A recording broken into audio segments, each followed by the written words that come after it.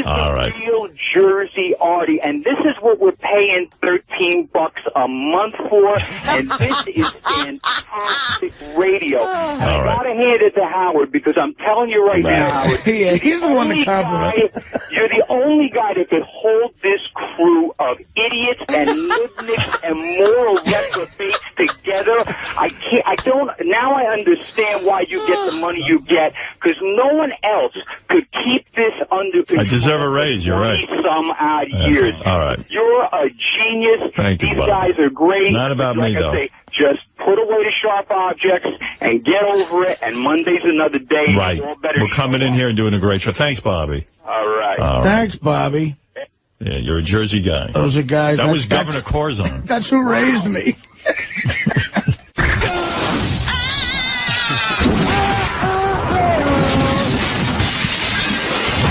What did you throw? Staff picks of 2007. Top Howard Stern Show moments of the year. I am Darth Nihilus. Tell him to come out of the closet, the elevator.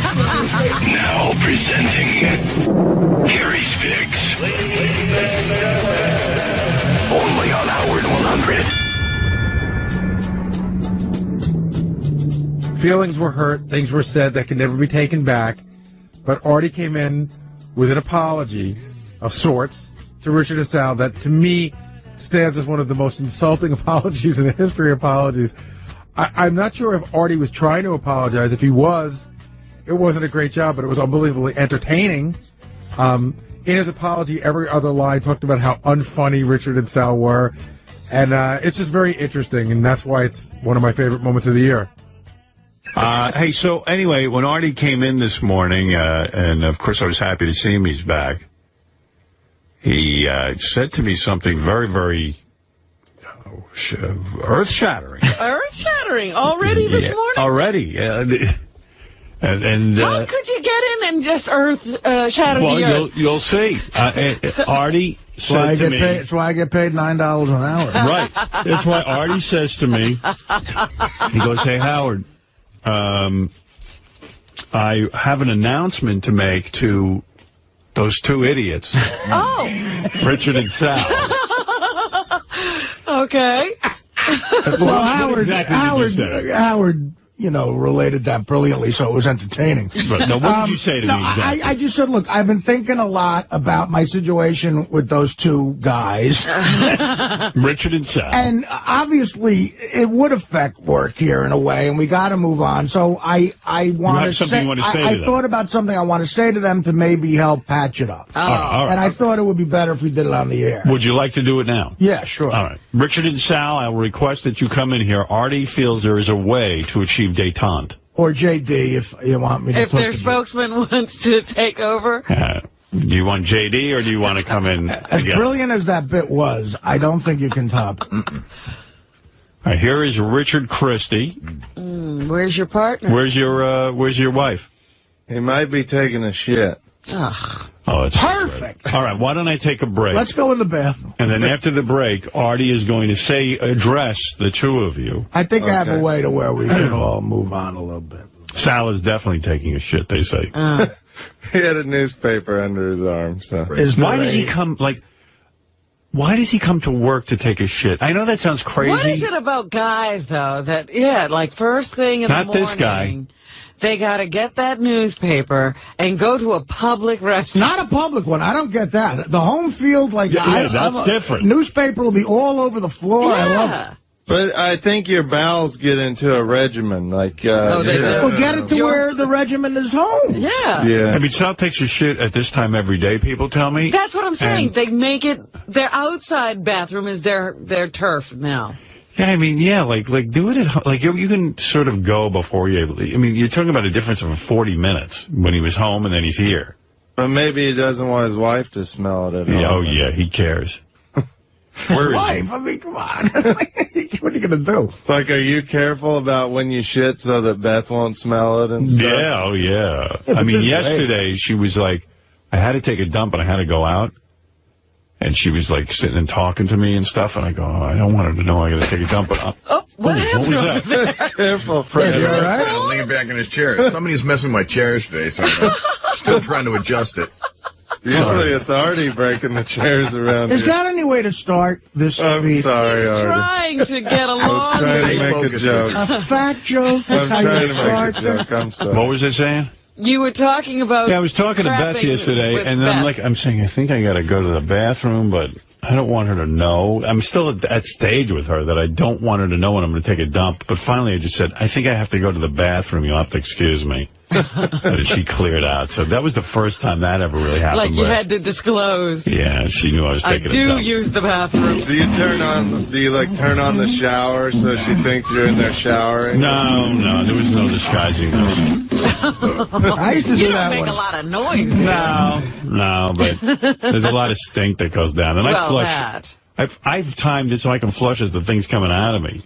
My house where I grew up, the bedrooms upstairs, it was just me, my sister, and my parents. They were so close together. So I had a little boombox in my room in my teens, and when I was jerking off especially, I put something on. And Really? Yeah, because I don't want music. I mean, but it was I would put on like a heavy rock station to make sure it was loud, and with all at your heaviest weight, which is now, and with all the food you're eating and stuff, you must be taking a lot of dumps, right? No, it's funny. I go about once a day. Really? Yeah. That's what you don't. He's not letting anything go. That's why he looks like that. That's why he's carrying all that. Well, yeah, remember High Pitch Eric at the Craptacular had like a small amount of duty. Even though he had eaten all that stuff. Wow. He's eating's duty. Maybe that's why I get fat. You're retaining duty. I retain shit. Both in my head and in my body. I have a lot of shit retained in my head. Does Sal know I'm waiting for him? Sal, are you out there? I mean, is he reading the whole paper? Well, if he's in the middle of something. If the guy's reading the paper every morning for this long, how is he such an imbecile? He's not reading the paper. He's got a black tail in there. Yeah, he Part hides. of the paper is he reading? Sal doesn't read the newspaper. Because I'm dying to hear this, I guess, tete-a-tete between the three of you. Like, Richard, do you read the newspaper? I do. Believe it or not, I do. What? What? Did you wash your hands? What? Yeah, I did. I made sure I washed my hands. But I'm sorry. I was taking a dump. What, you get undressed in there? But yeah, Sal, I do. I take a dump at home, man. Dude, if I have to go, I have to go. I went to the Yeah, bathroom. but it's every day here at the same time. It's like you can train your body. That's what I do. I do it at the same time. I'm training my body. Train your body to do it at home. Really, it's just vile. And you don't have any wet naps or anything to wipe that ass with. What? It's all full of shit. And It's not. It's not. I'm back there. I'm very clean. Yeah. He should really. I was How do thinking you about wipe? Do this. you wet down a towelette or something? I usually at home I use wet wipes, but Yeah, but what do you use here? I keep going until the paper's clean. I keep going. Oh. And I even use my pinky and I go up like a Q-tip up my asshole. Jesus With the Christ. toilet paper on it. Almighty. You're asking, I'm telling you. That's how clean I am. Well, I guarantee You're going to get hemorrhoids because... I've had them removed twice already. Yeah, because you're over-wiping. See, I think I overwipe. I've never had a hemorrhoid in my life. Maybe I'm just lucky. I don't know. So far, you're lucky. All right, listen. I'm going to tell you this. Artie is going to now reach out to the two of you. This could either go really well or horribly wrong. He thinks he has something to say that will resolve or sort of smooth this out. All right. So, Artie, I turn the microphone over to you. Thank you. I guess. No, What are you doing? My ass hurts a little Of bit course because it when you does. move fat, you need 10 minutes to settle your muscles and your legs and 10 back. minutes? I do. I bet he didn't wash his What the hell hands did you do out. in there? Yeah, I guarantee he didn't wash his hands. You want to smell them? No. Smell his hands. And that's Smell my coming from El I washed Grosso them. over there. Okay, he washed. I always wash. How would Richard know the difference between soap and shit? That's true. He's allergic. He just had an allergic reaction. All right, let's Probably see uses if shit-covered soap. Sal said yesterday he's hoping that time could heal, and maybe time has. Let's find out. Now, I want to say a couple of things spawned this, me doing this, and one was the fact that for the last couple of days, you two have been, maybe the more professional, and you've tried to apologize to me and been nice. And I was, the other day when I was out, I heard a replay of some of the wrap-up show, and poor Jason is getting really beat up. Like, I heard Sal in the news really give him shit, calling him like a nothing and all this stuff, and mad at him, and I know Richard's mad at him, and, you know, Jason's just a guy trying to get by back there, and I feel bad about that. So I don't think Jason did anything wrong. Within how this show works, Jason just did how the show works. He did some, you want to call it good radio, we always fall back on that excuse that Howard makes it into great radio. Well, Jason just added to the great radio. That's all he did. So I want to get him off the hook a little bit. I agree with that. Yeah, since the kid's just trying to make a living. But so that's part of it too. But I clearly can see that we can't move on until we get this resolved. And I'm trying not to be funny about this or make it into a joke because I think it is a serious thing. There's some shit that Sal said in particular that I got to be honest with you, I am never going to be able to forget. And I really feel... What are those things that you can't forget? Well, I mean, you know... Do you feel a need to itemize them? Yeah, I do. I mean, look, it was really like when he blew up and was yelling at me like that, I felt I saw a lot of the real guy. Mm-hmm. And those things were... in particular, and going into what he said on the wrap-up show, too...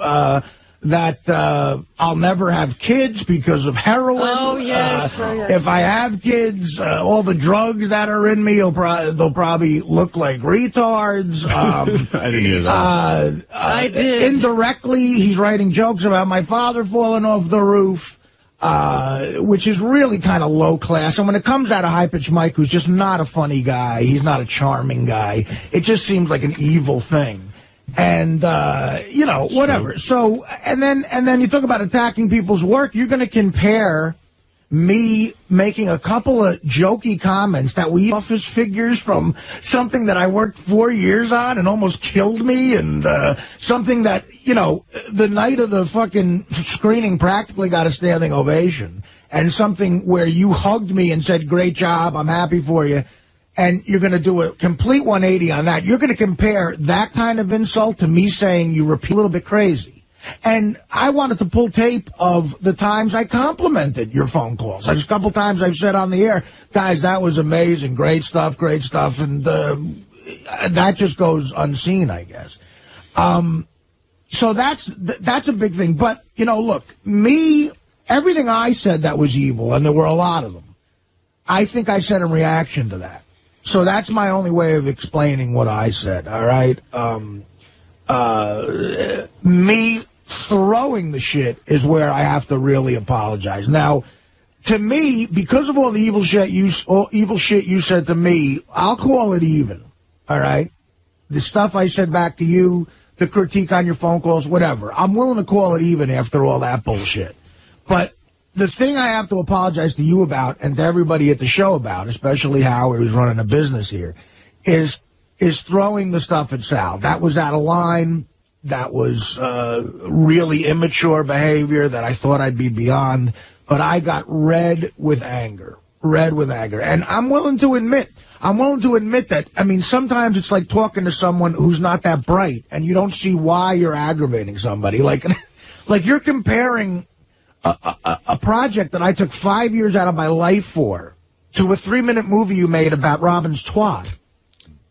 You know, it's like I don't get it. I mean, are you dumb enough to really, whether you like it or not is not the issue. Just at least admit that, look, it was a lot of hard work, harder than when I did on a meats and vegetables movie or whatever the fuck it was. And the fact that I realized I was arguing with a not-so-bright person made me red with anger. Well, let me ask you something. This doesn't sound very promising. No. Well, he's explaining himself. I'm getting everything out on the floor. Right, because, I mean, you just called the guy not so bright. Yeah, well, listen. I mean, you know. He's called me a lot of things, too. I'm a fat guy. Well, I did a lot of heroin. Are we still at the name-calling stage is what I'm trying to get through everything. I don't think we can move on until I get everything out here. Okay. All right. So that's when I was really smart. Wait a minute, he's not done. We moved on. Just let me speak. I wanted to, Howard, please stop interrupting. Oh, thank you, Sal. Go up. All right. You're right. Okay. All right. So anyway, that's how I felt back then, is what I'm trying to say. I realized that you guys are smart guys. You're here for a reason, and I've always thought you guys were funny. And Howard knows what he's doing. So, look, I agree it matters. Well, it does matter. You have to work to here. them. It's a personal thing with them. Okay, they so admire you. And that's a little bit flattering. But the one thing I must apologize for is the throwing of the shit. The other thing that really got to me, is the talking behind my back. Now, I know that you guys are going to say it didn't happen, but the fact of the matter is it did happen. You know, and I thought we had a type of relationship where if I said something that really irked you that much, you could have come to me either on the air or off the air. It's always funny on the air. Or off the air and said, look, Art, I think you're being two-faced. I think what you say is wrong. It gets to us. It hurts our spirit.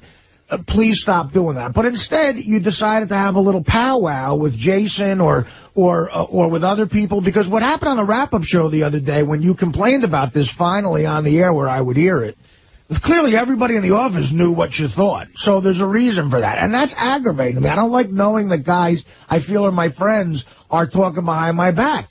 It can't work that way, because then I just can't trust anything you guys do or say. So that really, really pissed me off, that you would go to somebody and say that. Now, that being said, I know you might get mad at Jason again, but you shouldn't, because Jason is just feeding into the whole thing. And by the way, this is a bit that you guys started. Jason's feeding into a bit that you guys began by saying, we have something to say about Artie, after weeks of talking behind my back. So if I never, first of all, I only reacted to it because I happened to hear the wrap-up show. If I didn't hear it that day and said to Howard, I want to say something, this still would be lingering on.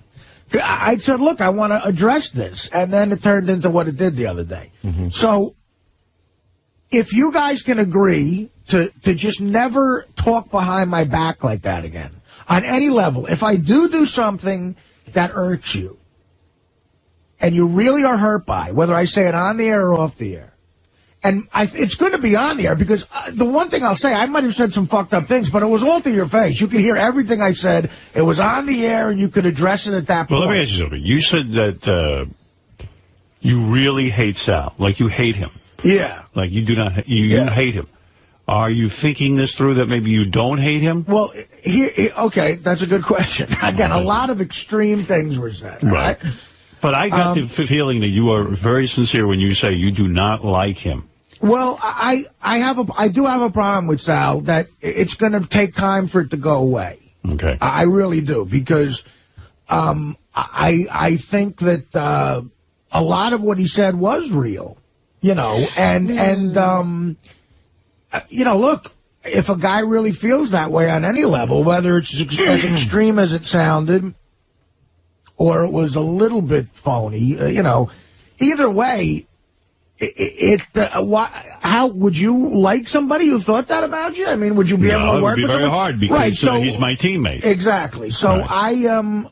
I can't say for sure that I like Sal the way I used to, and I question how much I liked him before. Well, you question how much you liked him before. Yeah, because now I really feel that's what he thought.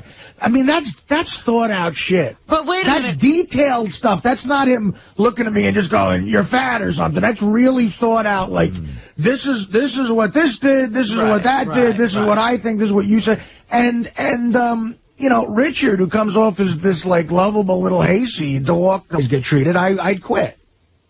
Because you guys get treated like shit because you act like shit. I probably get paid, I'm not sure, I probably get paid 10 times as much as you guys. And guess what? You're overpaid and I'm underpaid. That's just how it is. You guys come in here and act like retards. You know, you come out, you paint your cocks blue and shove them in each other's face. Come in here and say something funny, and then I'll respect it a little more, and then you can get airtime. In the 7 years I've been working here, only 10 other people besides myself have seen my dick, and they're all hot chicks. Well, some of them used to be hot. You know, so, I mean, why would you expect to be treated anyway but how you're acting? That's so fucking dumb. And the other reason I get paid more than you and I get treated better than you is because, guess what? I'm more talented than you guys are. If I sat back there and made phony phone calls all day, they'd be better than your phony phone calls. And if you guys sat here in my chair all day, you'd probably be asked to leave by 8 o'clock. All right? I took some confidence pills, maybe. I don't know. It's enough of the bullshit. I'm sick of people walking all over me like Artie should be treated the same way we should be. No, he shouldn't. I shouldn't be treated that way. And maybe I'm close enough to you guys and I look like a big enough of a slob to where you get fooled into thinking, oh, he's on our level. I'm not on your level. I'm smarter, I'm funnier, I'm better at every aspect of this business than you do. All right? Maybe one day you'll get better. I don't know. I don't really give a fuck. It doesn't affect me either way. But the fact of the matter is, I get treated better than you for that reason. If you want to get treated like me one day, someday at a show or this show, I don't know, work harder on what you do for a living. What can I tell you? It's not my fucking problem. People will continue to treat me better than you. The same way I treat Howard better than certain people and Robin and Fred. There's a hierarchy here, absolutely. And I'm probably 5th or 6th down on that totem pole. I deal with other people getting treated better. You guys are going to have to treat people, however you want to treat them, okay? So, and I'll treat people the way I want to treat them. And if you guys are mad about what I'm saying right now, it's just me being honest. And if you want to get better at it, or if you think you're better than me, prove it to me. You know? I mean, look, what do you want me to tell you? I've done stand-up with you guys on the road, and do I think there's room for improvement? Yeah. Do I think I'm a great stand-up comedian? No. But I'm better than you guys. That I know for a fact. So if I get treated better at a gig, there's a reason for that, too. I don't know how else to put it to you. You guys said some evil, nasty things, and it's wanting me to get really, really honest. And if you guys can agree not to talk behind my back anymore, and if you have a problem, come to my face and say it to me, and I'll agree to try to watch what I say about you guys. Because now I know, believe it or not, I am censoring myself. Whether you know it or not, I have to. Because now I know what really gets to you. And I don't want to get to you that way if it affects your work. Maybe after what I said today, you don't give a fuck about my opinion anymore. Maybe that's the healthy way to go. But really, that's it. That's the biggest problem I have. I will agree to watch what I say about your work. If I feel it's really getting to you, and if I feel I went over the line on the air, I'll go to you and I'll say, hey, look, man, was that too much? Because I know you're sensitive about it. Maybe that was too much. I'm sorry. I'll agree to that if you agree to what I just said, to those terms. And then if that's the case, I think we can shake hands and move on, because we need to move on. We work too closely here. And, look, what I feel about you as people is I've always liked you guys. You're all right guys. You're good guys. You remind me of myself a lot when I first started working at a show, and you have insecurities that I had then. And guess what? I still have them now. I have all those insecurities. It's hard. Mm-hmm. It's hard for me to talk as positive about myself as I just did. But I guess, after 12 years of doing this and making a living at it, I'm easier with maybe patting myself on the back sometimes. In relation to you guys, I'm confident. We're friends. We're still friends. Like, I always thought of you as friends. There's nothing I wouldn't do to help you guys out. I've tried to help you guys out. But after all that, to talk behind my back and be perturbed about it to where it comes to a point on the wrap-up show, that's really, really hurtful to me. It really was. And got out of hand. It got out of hand. So when you came in here to discuss that part of it, I was already mad. I said a couple of things you didn't like, and then Sal went off the deep end, and that's where we went into a different level here. Right. So I'm really sorry about throwing something that was out of line. I'm sorry I hurt your feelings about your work. You guys are funny motherfuckers. You deserve to be working at a big-time show. You're on the biggest show ever. I mean, Howard was nice enough to say that, I had a career before here, which I did, but nothing like this show. And if I ever leave this show, when I leave this show, wherever I go to will not be this show. And it won't be as great. It won't be as cool. It won't be as funny. And I won't be as great on it. But I know for a fact I'll be able to get a job and make a living in this business. And and I'll have the memories of the show as my sort of golden era of my career, you know. And a lot of that has been working with you guys, you know. So, I mean, that's how I really feel. I don't feel I'm better than anybody on like a personal level. But I've earned the right to get treated a little bit better than guys who are rookies. That's all I feel. If you have a problem with that, what can I tell you? You know? Because of Howard being so generous and putting me on the show, I've made a name for myself. To the next show I go to, I'm going to be treated even better. You go up in this life. And I'm proud of that. If the bottom falls out, I'll have to go back on the road doing stand-up. What can I tell you? That we all got to make our own way in life. And I'm sorry I in any way aggravated you. I like you guys. And Sal, I would never fuck your wife, even if I had the chance to. The woman has been through hell. And I don't hope your kids get AIDS. They're nice kids. I hope they die of some other disease in about 98, 99 with a nice plate of meatballs in front of them. And that's it. All right? So if you guys can agree to the terms I just said, we can shake. No, of course, now they get a chance to, of course. Really, I'm glad you gave me that time. I really said everything is off my chest, so I said my piece. Artie, thank you for sharing that. Let's just say, though, that, Artie, you had a long time to think about it. I did, right. And you prepared. If you want to take a day. You know what you wanted to say. I don't know if they need some time to absorb this. I don't know if it'd be Well, let's find out. to Richard, Sal. immediately respond. I can respond. You want to respond now? Yeah. Absolutely. No, I don't want to think anything. Fred says you should think it over. Can I just say one thing? Please, Sal, I like you. And I respect everything that Artie has just said. And I want to respect what you're going to say. But I think anything that you're going to say right now is going to be said out of, like, anger or some sort of, like, hostility or hurt feelings. The one thing I'm going to say, I don't think it's going to be very smart. Fred, maybe we should give them a little time to think. I could plunk down the phone to hear what some of the callers I think that's a better idea. I really do. We could take phone calls and then take a break. This could potentially go. I want to take some phone calls. This could take a step in the right direction, or you could just march off the cliff, Sal. I'm worried about you. I'm telling you. You say let Sal talk? Oh, yeah, let him talk. All right, Sal, go ahead. All right, Gary says let Sal talk. I am just very, very happy that Artie is giving us the opportunity to develop a friendship again, and I thank you for that. And I made mistakes, and I went over the line, and you've been nothing but a fucking grade A golden guy to us many, many times. And I should have went to you personally, like you said. Should have gone. And said, you know, Artie, this is bothering me, that's bothering me. And you know what? You would have talked to me like you always do.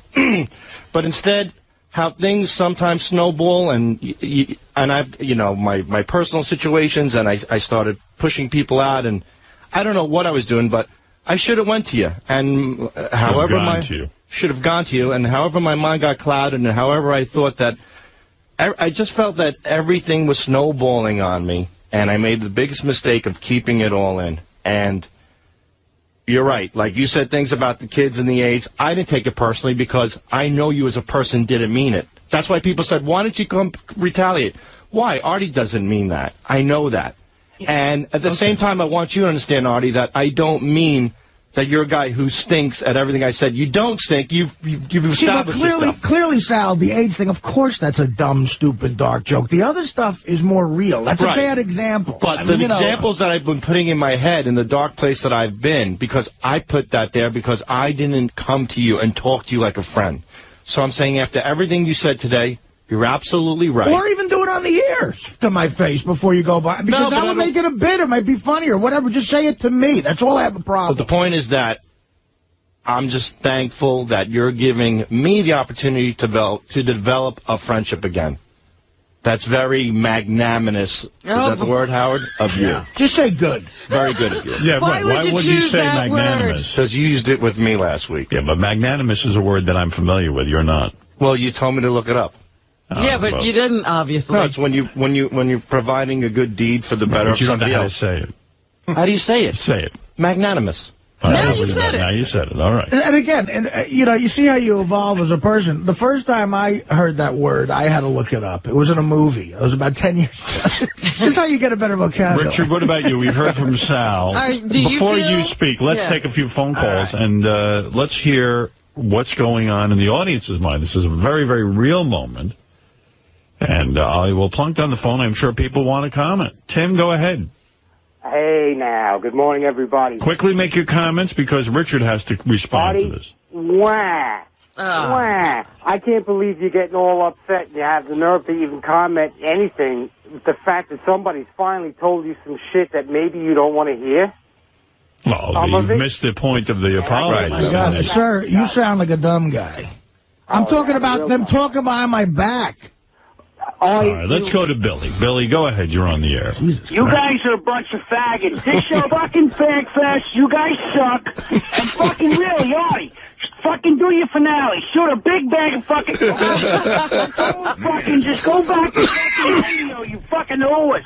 All right, Billy, thank you. Hey, these guys technically are our bosses. They're paying. I want to get this guy on the spot on the Killers of Comedy. All right, Jessica Hahn, you're on the air.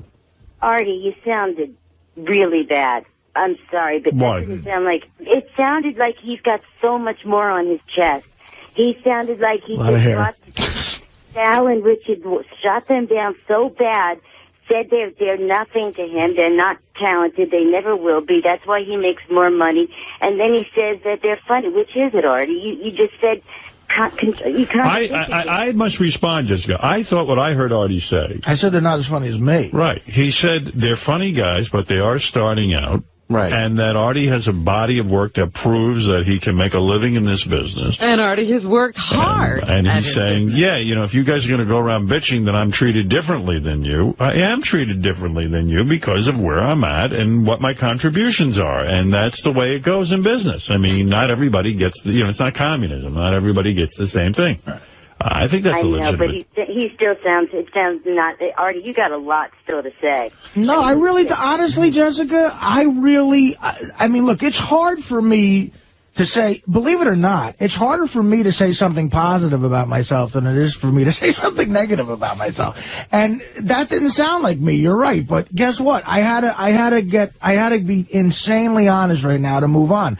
I really feel bad. It's hurtful to me that these guys feel they should be treated like me at a job in show business. Or that they're your equal. Yeah, I mean, not even just equal, not as people, as just like, look, when I was on the Norm show, Norm Macdonald got treated better than me. When I'm on the Howard Stern show, Howard and Fred and Robin and Gary, they get treated better than me. I accept that. And the fact that you guys don't accept it about me is a little hurtful, So I had to say something that might have sounded a little pompous and arrogant.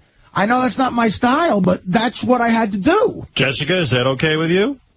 I guess I just... All right, well, I'm going to move on because there are plenty of people who want to comment on this. Molly, go ahead. You're on the air. Hey, now. Yeah. Artie, I think I hear Hallmark banging down your door any day now. Hallmark?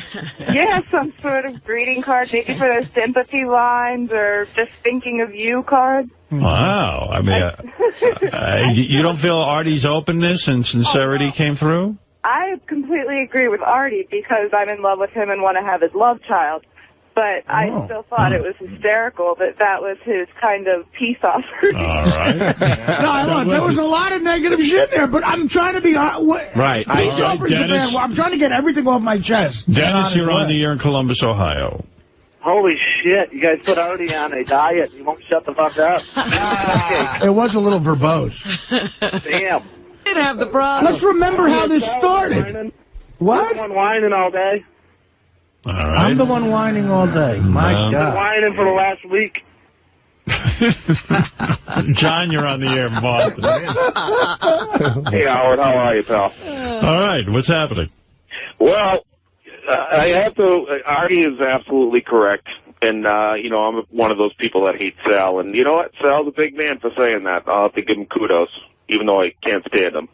Sal was a big man today. He stepped yeah. out. And you know what? Artie's a lot more bitter since he's not with Dana. I have to say that, too. Really? All right. It's probably true. Melrose, Larry Green, what do you want to get add to to a lot of this? Artie's speech was from the heart. Jessica Hahn's insane with her comments. Artie, you're right. Sal and Richard, you're okay, but you're Bush Leaguers. Artie's Major League. It's Melrose, Larry Green calling. All right, thank you. Eric, go ahead, and the reviews are coming in for this very dynamic moment, and then Richard will have his turn. Yes. Hey, now. Hey, now. Hey, Artie is absolutely right. How can you follow Melrose, Larry Green? He said it all. Artie just he's the fucking man, and you know, good for him for saying that to them assholes, because you know what, they needed to hear that. Maybe they'll grow up and work harder. Exactly, Artie. That's the way to go, my man. All right, Eric. Eric likes your style, Artie, and feels that you were very honest. Jenks, go ahead. You're on the air. Actually, I just have a question. I think that was great that the both of you did make up, but Robin revealed yesterday that Artie's mother had heard the radio with the fight and everything. And Artie, I was curious, did your mom have anything to do with kind of talking to you about getting back together with these guys? Is the reason for your speech and getting back with the guys had anything to do with your mother? She's a very big role. No, I will say my mother was upset that I threw something. Right. But she heard the whole thing, right? No, she heard bits and pieces of it. Oh. All right. Thank you. Well, I think you should still box. Yeah. Sure. Well, Richard, I'll give you a moment. Now we've heard there's been a That would be funny. All right, well, it was a wide range of response to Artie's very heartfelt speech. Some people felt Artie was a crybaby, a whining bitch. Others feel Artie said what makes sense and had to be said in order for this to move on. Sal stepped up and accepted. Now, Sal accepted, Richard. You, of course, have a different brain, I assume, than Sal, and you're allowed to make your own comments on this. After all, you are a part of it. Go ahead. Artie, I sincerely want to thank you. This last week has been really hard because I feel horrible about what happened. I'm probably going to cry like a bitch, but... Go ahead. Let him cry. I'm sorry. No, but I felt really bad because Artie gave me a gift that day, and I felt bad about talking about him with Jason, and that he got so upset with me because I consider him a close friend. And the few times I've hung out with Artie, I've had some great times with him, and I do consider you a friend, Artie, and I'm sorry about what happened, and I swear I will never talk about you again behind your back with anybody. If I'm upset with you, I'll come to you. And I thank you so much for this, Artie, because it really does. It means a lot to me, and I love you. I admire you. I only wish, like, when I see you on Letterman, I think, wow, that's so amazing that you've got to that point and the hard work you've put into it. And I hope that one day, I can maybe get to that point. And I love you, Artie, and I thank you for everything today. I'll be on Letterman again November 12th. All right, there was some tears there, Artie. Listen, Rich, thank you. It makes me feel bad. Don't feel bad. I feel bad. I feel bad because this happened last week. I felt really bad about myself. Richard, you described something yesterday where you hung many pictures of Brad Pitt on your walls. Artie missed that yesterday.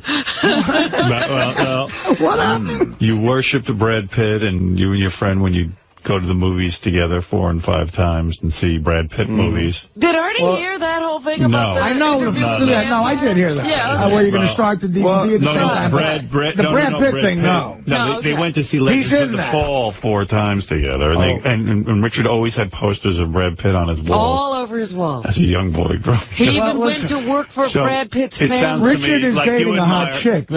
You admire Brad Pitt and Artie in the same way. Absolutely. There's not a lot of people who admire both. Well, I admire anybody that's successful and has worked hard. I admire you. I admire Robin, Fred, Benji, Gary, Sal, everybody. Well, that's a shocker. You would cry over Benji if Benji was upset with you. You feel Benji works hard? Then it means nothing. Even Scott the engineer I admire. Because really? Everybody, Gary, everybody on this show has worked. I want to make it clear, I don't admire Benji or Scott the engineer. How about Ronnie, Richard? Scott, but not Benji. Do you admire Ronnie? Yeah, absolutely. Oh, really? And everybody that's well, here, then it because means nothing. anybody that's worked, of course, we all admire each other. But anybody that's worked hard to be able to make a living doing what they love, I admire. I agree with you. Ronnie does work hard. Benji and Scott the engineer does work hard. Everybody here loves what they do. I look up to successful people, and that's why I looked up to people like Brad Pitt. And there's other people who look up to you guys, I'm sure, for your level of success. No, too, not right? really. So, mean, I'm sure there are. Who? Name one. Bob Levy? No, not even Bob. All right, listen. Mike Morse? Wait a minute, I don't know. Artie, how does it make you feel to see Richard crying? It makes me feel terrible that he's in that, he's got to go through that. But again, guys, I must say, you guys started this whole thing. I know, and that's why I don't feel terrible We could have about me. ended this the other day when you came in here, but then, my God, did it get to another level there that I don't feel is all my fault. I feel both of them were very sincere in what they said, and I assume you're agreeing to what I said, and I'm agreeing to what you said, and that's it. So we can agree to move on. So when you guys see each other in the halls now, it'll be fine. Will you be saying hello to Sal, for example? Yes, I miss those great conversations. So you will say hello to Sal and Richard, and you will not feel funny about saying, "Hey, Richard, how you doing?" No. And Richard, Now here's the big question. Yeah. Because of this new daytime, we have to see how it goes. Who knows? Things could deteriorate. Wouldn't it be funny if I do drop dead in a year? I hope not. Well, did somebody wish that on you? No, I'm saying, yeah. Oh. It just was like, everybody, you guys will win if I drop dead. Here is the big question. It is true that you were booked to do a gig. Yeah. With Richard Christie in Cleveland, I believe. December 7th at the State Theater. Richard informed us yesterday that had been called off, that you are going, but that Richard would not be going along with you. I have to go. Of course. Will you be inviting Richard back? If Richard, and I thought about this too, and I thought, look, first of all, I don't ever take money out of a guy's pocket. I would have forced the money on Richard even if he didn't come. But if Richard wants to, I'd love to have him back on the game. Oh, Richard, will you be willing to go to Cleveland? I'd be honored, Artie. Thank you very much. Right. So how many minutes can we depend on you? I swear I will do. I can do 10 to 15 minutes. It's all right. What do you need, Artie? I do 2 minutes of jokes, 8 minutes of crying. But again, the other thing is, there's a reason these guys, you talk about why does Levy ask these guys to come, and I've given them shit about their stand-up. They do stand-up, they perform, but the crowd loves them. The audience loves these guys. When they see them, they go nuts, and of course it's fun to, it's a treat for the crowd for them to be there. It's a better show. Is it fair to say to the people of Cleveland that they will be treated to a reunion, like Van Halen reunion, like this is going to be you and Richard up December 7th, the State Theater in Cleveland, guys. Get your ticket now. This is going to be a reunion. Will you hug Richard on the stage? Well, I'm is there a hug? I'll shower. Richard, well, before we get to the group hug, Robin. Right. And I would like to hug you, Robin. But the thing is this. Will Sal ever perform with you again? Now, that's a big question. Don't answer too quickly. Yes, of course. He will? Of course. You're saying to me that Sal will take the stage one day with you again? Yes, absolutely. Are you giving him the stage? Don't we have a gig on the books, do we? I'm not sure. What do you mean you're not sure? You don't know? You said yesterday you didn't think you were working with him. You're that busy? I don't know. I just don't know of any gig, but if there is, I'll let you know. How would you not know that? My wife, do you want to be in Cleveland?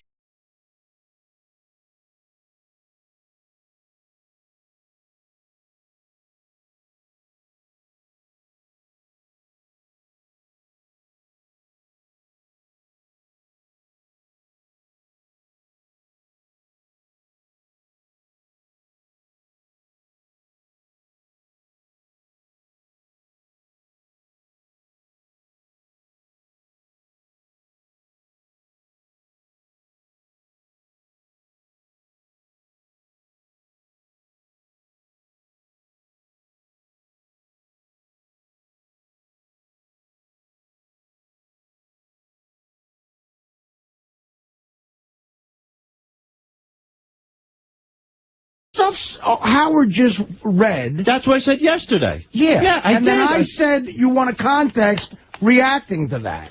Right, but I didn't say all of that. No, when they brought the wrap-up show. That is true, because on the next page, of course it's several pages later, Artie said that. Okay, but there was several things that Artie said beforehand, which triggered me to say that. Artie, do you mean how, in anger, I spoke improperly? And when you get mad, you say things that you don't mean, and you try to hurt people like you did to me. Well, and how am I trying to hurt you? Does anybody else in this room feel that I constantly bash their phone calls? I don't think you constantly bash their phone calls. I think they are super sensitive to your criticism. And so every time it does happen, it's like in neon to them. And they don't forget from the last time. It just gets heaped on and heaped on so that they are suffering. Every time they do something and you go, that's 5th grade, or why do you guys have to do that? They're like, Artie hates our work. No, but shouldn't the compliments I give them make just as big an impact? They don't hear that. You know when you're in a comedy club and you see the one guy not laughing and you focus on him and everyone. Okay. Right, and we're offended. We get offended if Howard, Robin, Fred, if anybody like rags on our work, we get offended by them too. But at the time, they were asking us about you, Artie. We're not focusing on you. Robin has said bad things about our stuff, too. Everybody has said bad things. See, I own up to it. If I said it, it's okay. The only problem I have with you guys is a lot of the gay too. stuff, but your phony phone call stuff is great. Yeah, I think that's awesome. But Howard, I like the gay stuff. Right, I was going to say Howard likes the gay stuff. What does it matter what I think? It matters because But what do you care as long as I keep you employed? Exactly. Because I like what you're doing. Yeah, but you know what? We respect and love Artie just as much because he is a funny figure on the show. There's no denying it. And Artie does come to us off the air, so we do get mixed signals. But that's what I couldn't understand how you could be so vicious to Artie, and it's not only off the air. Artie has tried to be an advisor to you. Right. He's taken you under his wing. Yep. He's told you how he thinks you could extend your career beyond this show. He's been your advocate. How could you be attacking him? Because lately, within the past month, I don't know what it is like when Artie no longer returns phone calls. I know Artie's going through a lot, and I'm not putting the blame on Artie. Oh, you're calling him? No. You're bothering him. No, probably. But Artie's in his own world. He's got his own issues, and I hope they work out. But, we just feel like there's no communication, and the only time me and Richard hear something like Howard said, like the guy in the comedy club, we just hear the negatives. And we got to a point where, look, we'll just let Artie be, and we're convinced that you just don't like us at all. And I don't. You guys are very paranoid back there, and maybe I should separate the two of you. Right, because you're feeding each other. I think the two of you are sitting back there day in and day out, and both of you, I don't think between the two of you have an IQ point higher than 90. I think you're sitting there and feeding each other a bunch of stuff. You're getting paranoid. But that's not true. Don't talk to each other anymore. All we talk about is so much weeing and all of you. In other words, guys, you see what you're doing here is a very bad thing for the show. In other words, now you're forcing me to censor myself in my No, not at all. Yes, you are, Sal. Like now I gotta figure out what is going to offend you and what isn't going to offend you. Nothing offends and that's me. not. But Sal, clearly something offends you. That's why you're here. Everything offends you. Artie, nothing offends you. Yes. Sal, that's not how the show operates. Sal, you're the guy who got on the show by goofing relentlessly on Baba Booey. Right. And they were goofs. But when you ever hear me talk about Gary as a producer, I'm the first guy to say that he's horrible. Yes, he's a great producer. I only say that once in a while to get under his skin. You say once in a while Gary's a horrible producer to get under his skin. Right. So accept that from Artie. I can. Sal, you've called me a shitty producer so many times I can't even count it. All right, but have I called you a great producer? No. When asked who has Artie called you a great comedy guy? From time to time. And has Artie called you a shitty comedy guy? Yeah. She does the same thing you do. I know. Go back there and suck it up. But listen, that's my point. The point get over it, man. Get over it. The point that I'm trying to make is that we respect and admire Artie, and we're passionate about our work, and that's why we were mad. I told you do good work. That's all that matters. But listen to this. Like everybody, you worrying about what Artie thinks. We do this. What we did exactly. I agree with us getting up. Us getting upset at what Artie said. Everybody's had that happen to them on this show. Artie's got upset at you for setting him up with that bit when you brought the girl in that liked faggot. Okay, Robin got upset. I give Howard some sort of edict about not? No, and we're not giving you an edict. Yes, you are. No. Yes, you are. No. You're telling me there's certain things you don't want me to say. No, we're not saying that. We're just saying we get irked when you say it, but keep saying it. We'll deal with it. Sal, you clearly can't deal with it. Wait a second, Sal. You don't want him to keep saying it, do you? No, I've come to the point where I just have to. That's it. So you're going to be allowed to say about Gary, he's a shitty producer, and Time say he's a good producer, and call him a monkey and everything else. And the right lines for I bitch Mike to my friend. And you know what? So fuck off. That's fine. I could deal with that. Didn't but at say least anything to you about writing about his father falling off the roof. I thought it was a little wild. No. Here, let me. Why is that okay? I sit back and I take it. I take it. Because it fell within the content of the show. High Pitched Mike and him had a feud. High Pitched Mike came to me, and me Why is it okay for you to Gary? You're an asshole, Sal. Why is it okay for you to call Gary a shitty producer? That's to break his balls, but so is it fair to break your balls? Yes. So then why are you telling him you don't like it? Why does Artie do the emotional friend while I'm crying on the couch? Because it's funny. Right, and that's why we do what we do. But why are you now on the air I'm not the one, right? I'm not the one instigating we're not talking about that. What I'm trying to say is that when it's within the content of the show, when you're discussing Artie's drug addiction, when you're discussing his way, when you're discussing, hold on. When what you're do discussing, I crowbar it in? No, when you're discussing issues with me and issues with Richard, we have no problem. I don't have a problem. You have a problem. Makeup, you know what your problem raccoon, is. Your problem, emotional friend that you egg him on to. I have no problem. Gary danced around me with a. Let me tell you. You know what your problem is. I've never complained about any of that. Your problem is when Artie says that you're a shitty comedian. Yes. But you say Gary's a shitty producer.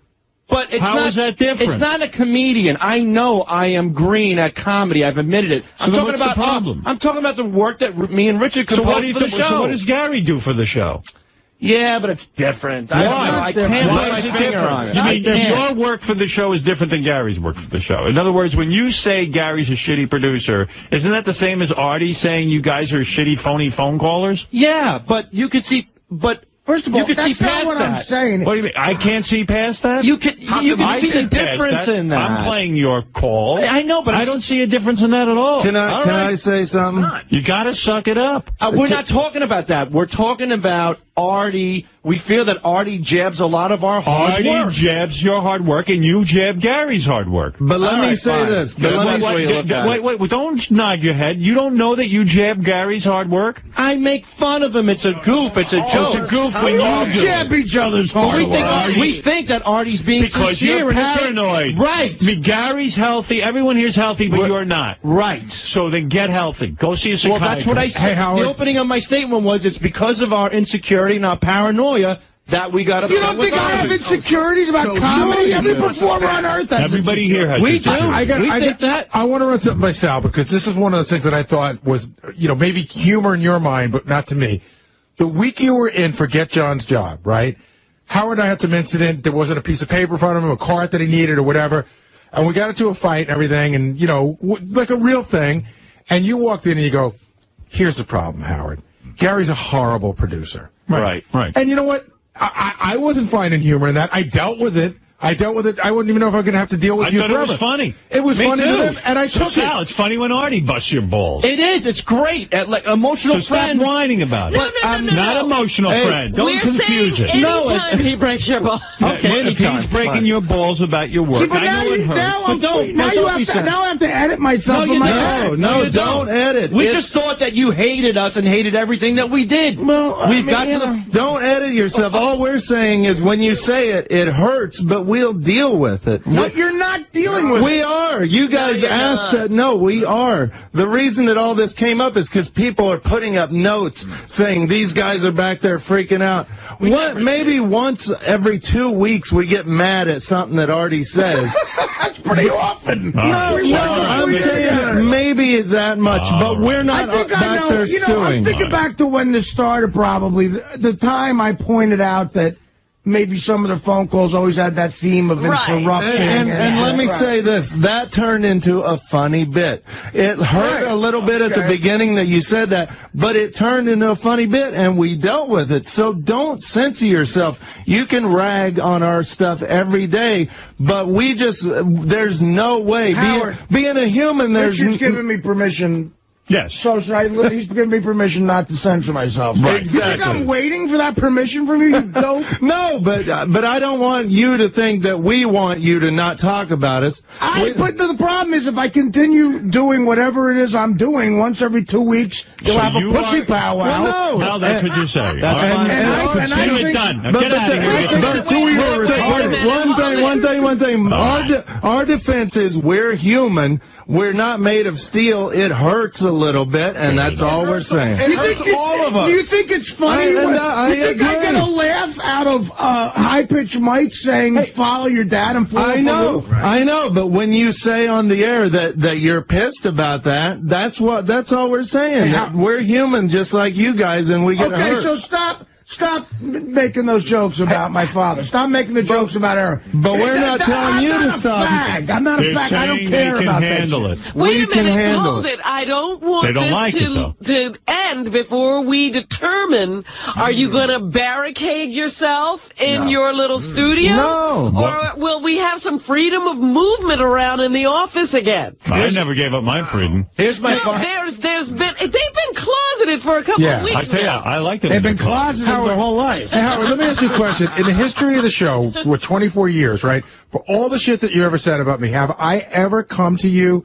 and told everybody in the office knows how you feel? So it's clearly you're telling someone. Right. No, but we're not coming to Artie and saying, hey, stop talking about it. You're talking to other people. We didn't go behind my back. No, we're not. Richard, and in all fairness to these guys, behind your back. Jason revealed that. They didn't. Okay, but still. And what Jason, everybody else knew how they felt, Howard. I'm telling you, we all knew. Right. Jason repeated verbatim, but we all knew this was going on. The fact is, I'm weirded out by you having a discussion about me on any level. We're not having discussions. I don't talk behind your back. Jason came in and said it. Jason made that up. No, he said he was bringing up when I was mad about you ragging on me at the roast, but that's something I talked about on the air. I am clear now on this. I'm not. I hope well, see, there's still some feelings out there. They'll have to be ironed out. They'll have to be ironed out later. That was all very destructive. All right. But I understand what's going on now. The boys are saying they are hurt, they're human. But the fact of the matter is they recognize it's this Howard Stern show. We need somebody who speaks stupid, because I can't interpret what they're saying. I'm interpreting. I speak stupid. Well, let me make it clear. I'm not mad at Artie. I won't stay mad at Artie. I'm not an angry guy.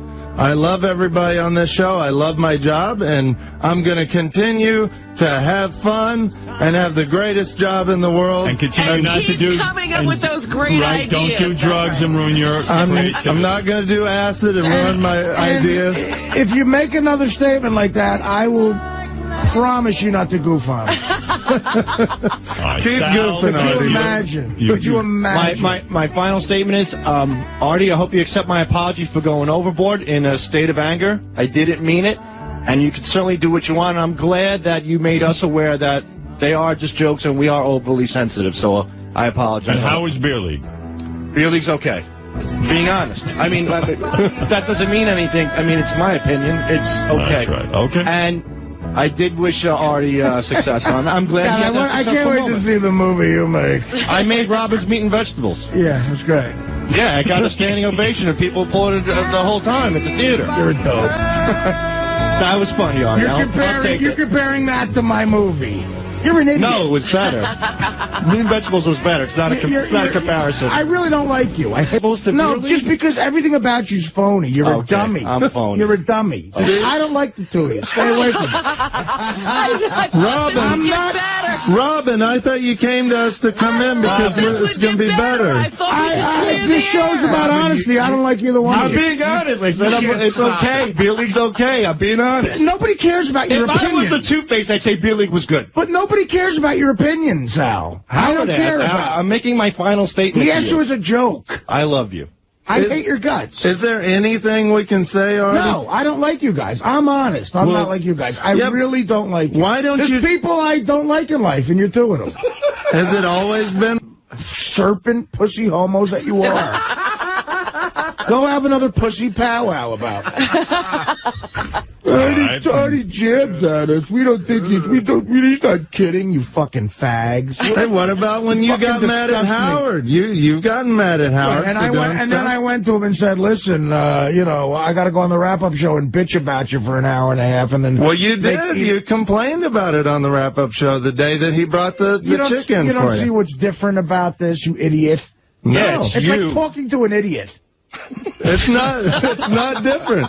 It's something that Howard did that upset you, and you've talked about it on the air. Howard acted me and Howard acted the way you two are acting right now. You know what I'll do, Artie, this week, and I will rewatch Beer League and give it a second. I promise you, Sal, I'll give it a second chance. I'll have some beer. Sal, I want to tell you something. I don't like you on any level. Okay, and I don't care what you think. I don't care what you think about Beer League. Jeez. I really don't. Don't. You're a dummy. Who pay tickets to see it. A lot of them say they like it. Maybe they're lying. Maybe they're lying. I don't know.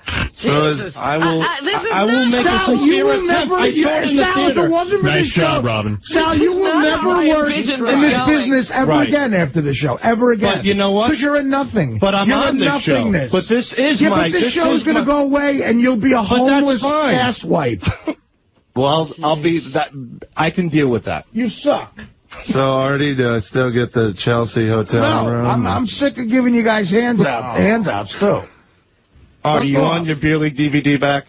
No, Sal, I don't like you. You go. Artie just nailed Sal with something. What are you doing? Artie, what would you do? What are you doing? Go what is now, that? Go! Hey, Artie,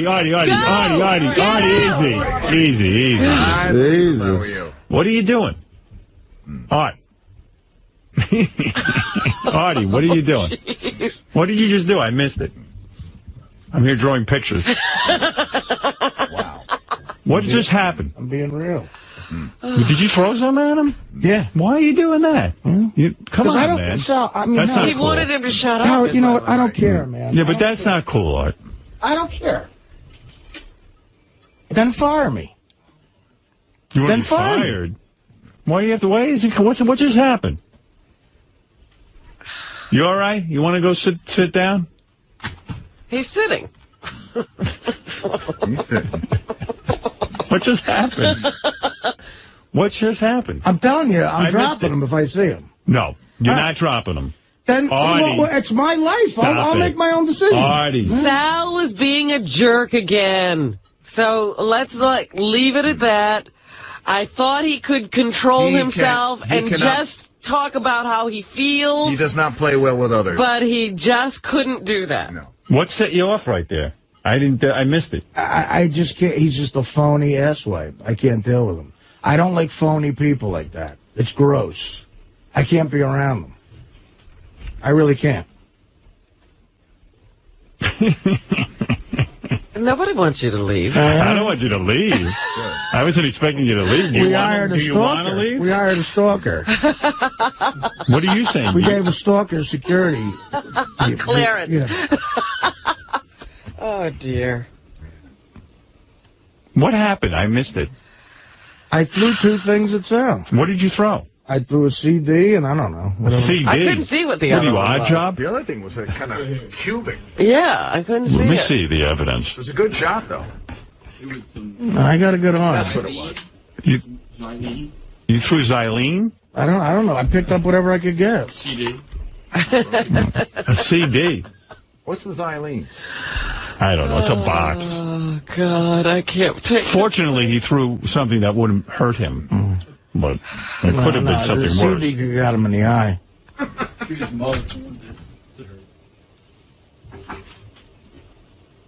Wow. You were really keeping it real. I mean, what's going on here? I mean, I don't know. I probably don't belong in this business. I never have. It always ends bad for me. I don't like a lot of people. And he's one of them. You do like him, I feel. I don't like him. I think this is just a thing that's going on. I don't like him. I didn't know you were taking this so seriously. Mom? Yeah, I thought Artie was doing better with this than they were. I did too, but he's not. It's enough of him. I'm putting an end to this. All right. You two will get along. Oh, You're going to have to learn to live with each other. No, they'll get along just fine. Well, that's what, I mean, we're talking. You learn No to more live with discussion about this. each other. This is done. Now it is done. Now I'm stepping in. This was fun up until now. It was fun up until now. Now it's getting real. Thanks, Robin. You know what? Robin went out and talked to them. That is the end of my career as a diplomat. Yeah, you're no Theta 7. Robin set it in motion, but Sal is like this defective toy. Let me tell you aiming something. back towards the wall. He can't help himself. Well, What I talked to them about in the studio back there when I went to, had nothing. I was like, let's not even get into what you got into the other day, because that was all set out of anger, and it was stupid, and it did nothing to help your position here. And when they told me how they really felt, I said, that's something you should say. They couldn't keep to that script. No. Dave, you're on the air. Hey, it's Dumb Truck Howard. Thanks a lot for taking my call. You need to take Sal and Richard, ship them off with the USO, and call it the Cowards of Comedy Tour. Those two guys. I know. And you started off the day by giving Richard 45 minutes of airtime to talk about fucking squirrels. And only 3 hours later, nobody pays attention. Nobody cares what I do. I mean, it's unbelievable. You know, Sal and Richard, what they are starts with a C and ends with an S, but it ain't comedians, brother. That one was for you, Artie. I love you, man. Thank you. I agree with you. Now, what happened? You just quit the show again? No, he said if you want to fire him, he'll go. Why do I always have to fire? Well, I'm sure human resources would do it. Do you want to leave? If Sal's bleeding, do you want to leave the show? I'm sure I might get fired. No, Howard, I don't want to do any of the stupid shit I've done in my life, but it happens. All right? I'm going to settle this right now. I'm going to listen to me. Would you mind? Listen to me. It's no reflection on you. I love you. Maybe I'm not cut out for this shit. Artie. I should be loading trucks. Artie, I'm going to bring Sal in here now, and I'm going to wire this down. Bring him in. You can't flip out. You got to promise me you're not going to hit him. I'm not promising you nothing. Well, then forget it. That's not. I think we need to give this some time. See, he what came is in it, a better JD? He's not bleeding. All right. I could settle this in 2 seconds. I could make things better. You want me to make it better? Or not? Do you want me to or not? Yeah, good. All right. Sal, get in here now. Oh, shit. And Artie, but promise me you're not going to hit him with anything. If you're going to do that, I can't bring him in. All right. Bring in Sal. I will settle this. I'm going to make things better. All right. Sal, are you okay, first of all? I'm totally fine, and I understand Artie's anger. What just happened? No, whoa, 1 second here. Don't talk to each other. Don't talk. Let me handle this. Why was he... I don't even know what just happened. What just happened? What set him off? I said I was sorry, and then I teased him again about beer league. Okay. No, it's not about beer league. Right. It's about your phoniness. All right. It's about your insane phoniness. It's not about beer league. I don't... Artie, in Sal's defense... I don't think so stupid. Artie, in Sal's defense, I don't think it's phoniness. I think it's... He doesn't understand how to speak. All right? You hear what I'm saying? I think you're right in a sense when you call him stupid. He doesn't know how to patch things up. That's why he's having problems with his wife. Well, man's under a lot of stress. Neither do I, clearly. All right, well, wait a second. I'm going to get to you in a minute. I'm not Mr. Sophisticated either. Sal's a little bit retarded. I'm going to be honest with you. I happen to believe he might even be retarded. Not even a little bit, but really straight on retarded. And Sal, I mean that as a compliment. Because you're a high-achieving. You're a high-achieving retard. High-functioning. Artie, I don't think the guy hates you at all. I don't care if he hates. That's it, Howard. We make it too big. I don't care about it. I know you don't. I just don't. But I want to make it comfortable for you guys to work, and I'm just kidding around. I'm comfortable. I don't work with him. He don't work with me. Okay. Sal, here's the problem. You're rubbing the guy. You're digging him, and you're digging him, and you're digging him. And then he's going at you, and you're going back and forth at each other. I happen to know that you guys do like each other. I do know that. I know right now you don't, but up until a few days ago, Art, come on, I know you like the guy. I've never liked him. All right, you really never have liked him? Never liked the guy. I thought he was a creep. I said something about him on the air years ago, and our mutual friend Kamal said, God, that guy Sal is crazy. He wants to kill you. No. And I was like, really? He goes, really? Yeah, you better get on the phone. I never heard a guy so mad. You never found anything? And Kamal put me on the phone with the guy, and when we hung up, I said, wow, that motherfucker's scary. And now I'm working with him. But let me ask you something. Is there anything you like about him? No. Honest to God, nothing. I don't like the kid. You really don't? I don't like him. Wow. It's just you never met somebody you're you just don't doing like? just as well as I did, Howard. You never met somebody you just don't like? That's true. I don't like the guy. There's a lot of people like that in my life. Hey, this is not Hungry Artie saying this. This is... No, it's not I know you're in a hungry. bad mood. You haven't had any cake or sugar, cupcakes, Well, that's various devil dogs. That's aggravating, but... That is aggravating. Well, you know. This is tough for you. I'd like to eat. All right. 33 past the hour. Sal. Okay, here's what I'm going to say. Sal's crazy. All right. All right. I like Sal, and I love you, and I love Sal. I know you do. I love all you guys that work I'm with not me. asking you to choose any sides at all. I want to tell you would never do something. that. I love you all. Artie, you're interested in working here, right? Yeah, Are you? I don't you know hate what I'm it? interested Do you in. hate I don't know what it? I'm When you get interested in. depressed, This I is know you not a hate it. time to ask him this question. I hate Artie, work. I'll ask I you don't like something. work. You don't like work. I This hate is too much for you? This is the greatest job ever, but I don't like jobs. Me too. I'm with you. Right. But as far as the job goes, this isn't so bad compared It's to... the greatest job of all time, but I just don't like working. All right. I'm with you. I want to go somewhere and just be by myself. Absolutely. He's Wouldn't back to we all? Italy. Wouldn't we all? It doesn't have to be Italy. It could be the Italian section of the Bronx. Who knows? It could be your new house. You could be hanging out there for I a don't while. It know. would be very nice. Are you envying Britney Spears' life at this point? But, you know, again, it's probably, maybe it's not even Sal's problem. It's my problem. I have a history of, look, I got You're doing fine. I got arrested, you know, and I spent, that was the past. You're doing much better. I've never gotten the proper counseling. All right. You're going to get it one day. All right. Listen to me. I don't, I'm not, I can't walk around halls in a big corporation for too long. All right. I hear you. You're not a corporate guy. No, I'm not an anything guy. All right. You're a guy who I want to has grow a beard and eat. Artie does what Artie's going to do. No, Listen to me. I'm not even saying that. I just don't, You're not. Maybe it's not Sal. Maybe it's probably me. What do you want me to tell you? All right. Maybe it is. So what I'm saying is, you two guys, listen to me. This will pass. No. Artie, trust me on this. All things change. I don't say you're going to love the guy.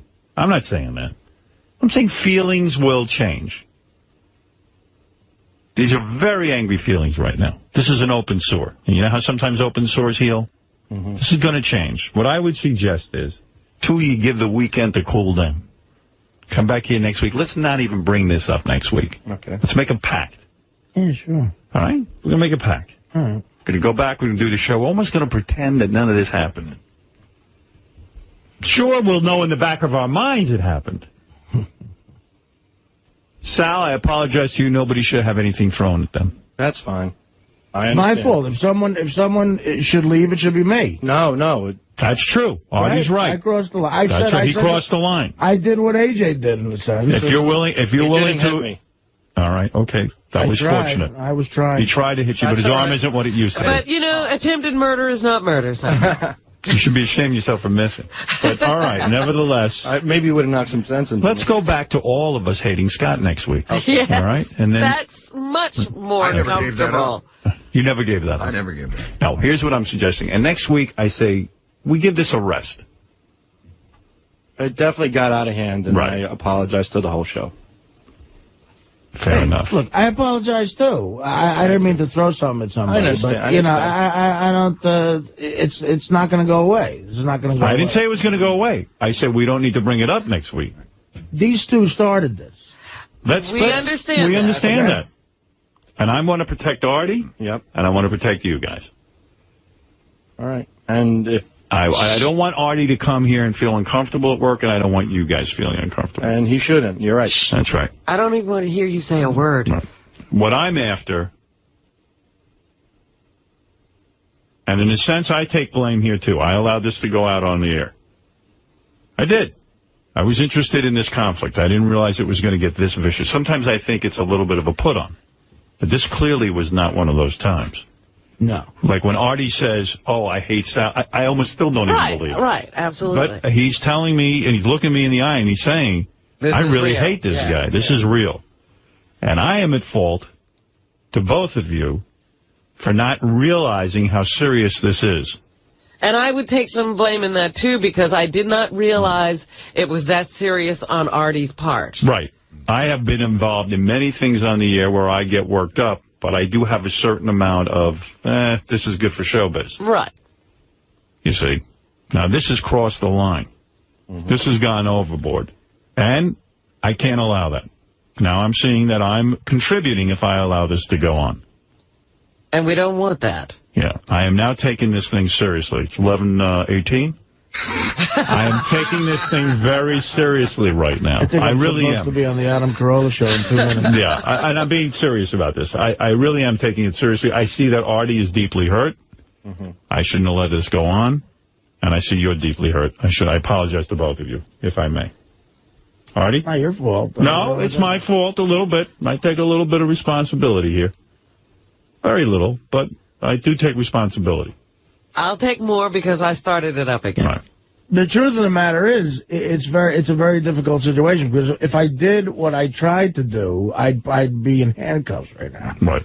So, you know. All right, it's different. Listen, I know Robin. Divine providence. Then. I know Robin has gotten into arguments on the air, and I'm very sensitive to the fact that when the argument goes too long, it hurts her. See, but in a way, I'm very sensitive. Hold it. I survive everything. No, in you a way. do. And Artie will survive this, and Sal will survive this. No, but in a way, I don't trust myself now, because I crossed a line that I thought I would never cross. Shush! Stop talking yourself out Bob of the job. Levy threw a bottle of Gatorade at Ronnie. It's a throw, Artie. You didn't choke me. You didn't lunge at me. You threw something that was slight.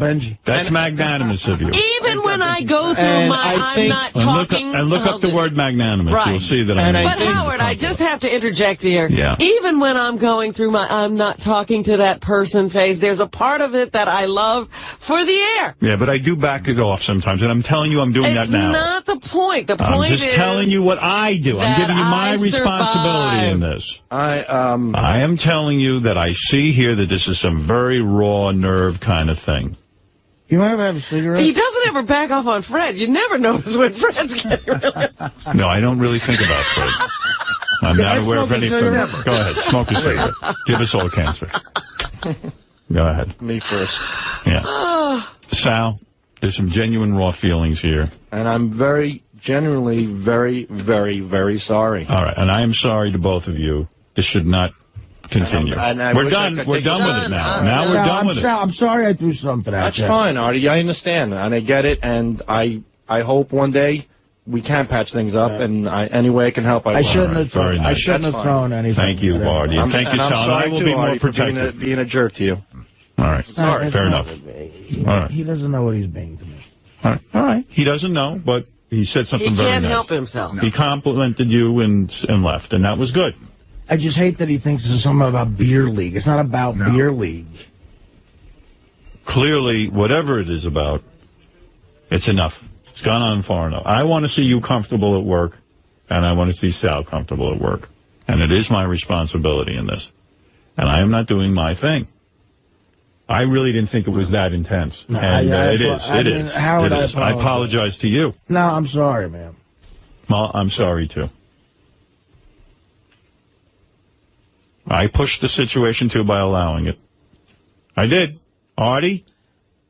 Art. I pushed the situation.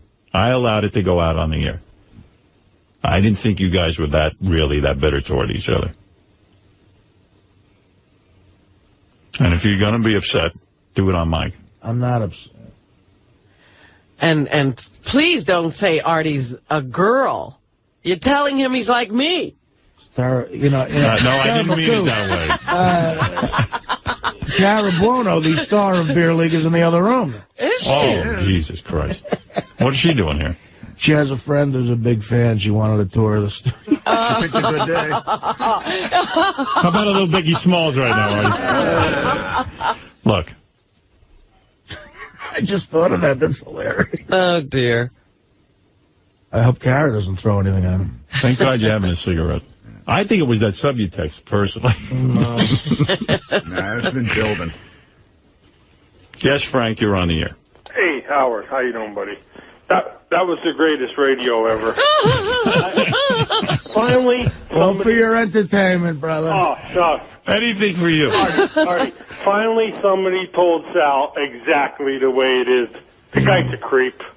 I could solve this situation. I've agreed to drop this line of... Yes. I know. And everybody else has to drop it, too. I understand you got to drop it. Artie's clearly upset. Sal's upset. Everyone's upset. And I have to be responsible here. I have to admit I was enjoying the argument, and I realized some real emotions are being touched. And that's not fair. I gotta, you know... Oh, that was real radio. All right, thank you. In there. Thank you. If this show were scripted, this would be an Emmy. Of course. And you put it on the line, and I appreciate that. But I'm not looking to drive you. I see this as driving you crazy. Yeah. And I'm not, Artie, look at me for 1 second. I'm not looking to drive you nuts. If I did, I apologize. Somebody else did that a long time ago. It's not.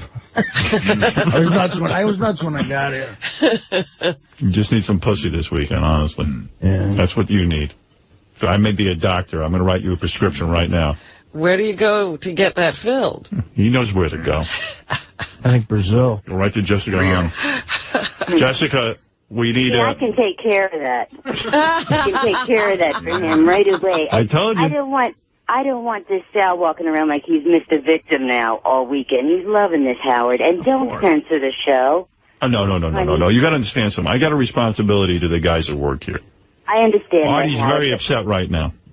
I'll do what I have to. Artie's upset. And I crossed the line.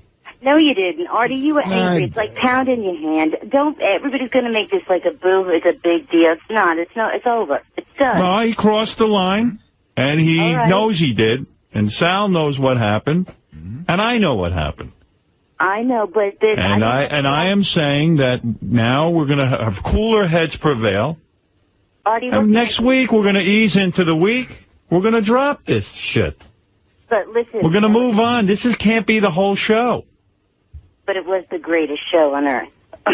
Yeah, well, the greatest show causing Artie over there have a nervous fucking breakdown. Yeah, that's why I owe it to Artie to take care of him. I know we have an FME show to fill. You've got to at least blow Artie this weekend. Now fly in and do it. We can't lose Artie over. Can he come to me? If he can come Artie, can you get out to L.A. for your blowjob? Sure, I'll be on the 2 o'clock flight. I just want to say, I want to say one thing seriously. I'll be at Avery Fisher Hall November 11th.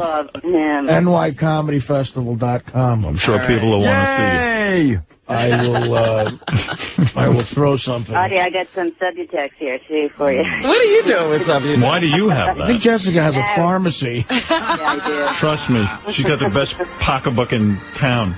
Yes, I do. Thank you, Jessica. All right, I love you, Father. That's a sweetheart right there offering them. Yes. I'll be in Cleveland December 7th at the State Theater. All right. You okay? Honestly, I know you're upset.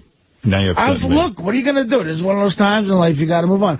I'm upset at myself because, you try to reach a certain level of sophistication in life. You think you get there. You know what? I don't want you to think about this you realize the rest of the day. you're still a jerk off. I don't want you to think about this the rest of the day. I think you ought to give yourself a reprieve. Let yourself off the hook. How am I going to do that? Enjoy yourself. Do you like my plan? We're not bringing this up anymore. Sal, I think, likes that plan. That's a fantastic plan. All right. We're gonna give it a break. Execution is the key to a plan. Well, we're going to execute. Fucking cigarette is killing me. I'm going to die. Sorry, it's the only thing keeping me from literally exploding right now in my head. Why, you're angry with yourself? No, What? What's going on right now? I just need something to relax me. Some sort of badness in my body. See, that diet wasn't a good idea. Wow. Would you start eating again? You got to see how much I'm smoking without eating at all. Fire department almost came yesterday. Yes, Ralph? This diet is going to kill Artie. I know. I so rue the day I said, why don't you lose a few pounds? What were you thinking? Well, either that or the weight's going to kill me. I mean, I'm looking at shit either way. Would somebody give this guy an intravenous of Hawaiian Punch? See, somebody should be watching Artie all day. Artie, I sense you're feeling bad about yourself, and I'm being 100% real here. that it's not your fault. You got fucking worked up, and boy, Robin, you're quite the diplomat. I gave up my career. But you know, Howard, you can't. You were saying you're taking a little bit of the blame, and I think you have to take all the blame because you push people into these situations, and you know sometimes it just escalates. I'm going to tell you something. But at one other time in the history of the show did it get physical, and that guy got fired. I think and he shouldn't have, because John deserved it. No, John didn't deserve it, and Sal didn't deserve what Artie just did. I'm going on record. And when I say I blame myself, listen, this is the nature of the show. We talk about everything on the show. And I do. I honestly don't read every situation properly. I guess Artie's really, really inflamed. And Sal and Richard are inflamed. Clip to the wrap-up show. You couldn't tell yesterday that he was. Honestly, I thought they were having some fun with it. Honestly, I did, and I misread people. I do. You know, I mean, everybody does. You can't be in a person's head. I thought it was interesting radio. I really did. And well, of course it was. Yeah. Yeah, and really, you know, you don't know how these things are going to play out. I don't want to see anybody resort to anything physical with one another, but I guess the potential is there for it to happen, and I'm saying it's enough. The thing is, before it goes any further. There's nothing different in what AJ did and what I did. That's the problem. And don't say and I always said, you didn't. I like AJ. There is a difference. You didn't put your hands on the guy. Yeah, you threw something, and thank God you missed. Yeah, and the fact of the matter is, us controlling that ain't right, but also, it's a tough situation, and I'm saying I can certainly try to help here. And you're going through sugar withdrawal, which is a huge thing. All right, but listen to me. I don't know what's going on. I'm telling you, you text the sugar, the cigarette. I can tell you this. I am going to do my part. Ralph loves what a mess I am. Listen, clearly I have poor judgment. I'm friends with Ralph. So the fact of the matter is, what I am saying is that I can help out here by saying, Robin, enough. Yeah. We don't have to talk about this anymore. Let's let things calm down, and things will go back to a better place. I mean, I respect what Robin tried to do, but look what she was working with 2 chimpanzees. All right, enough of that. Let's not talk about that. We're putting it off the shelf. It's in a corner. Artie, we don't even have to discuss it. I'm telling you, if this can't work out, because I will have the decency to leave. All right. Well, Fair can't we? You don't even have to see him that much. You know, it can work out. Just keep to yourself. You keep to himself. Well, he makes a point because there is interaction between everybody on the show and commenting about things and when Artie gets down about what's going on here, he right away says he's going to leave. Now, look. No one's looking for you. I'm not looking for you. I would like you to stay. You're my friend, and I mean, you don't think of me as a friend, but I am. Well, no, you're not a bro. Uh-oh, look who's here. I think of you as Sal. No, oh, get out. Sal, I'm trying to. All right, I'm not going to. No, I know. Go ahead. I just want to say one thing that. You know, Artie didn't hit me. He threw a CD. He could have thrown a bottle of whiskey, which he has on his desk, at me. Right.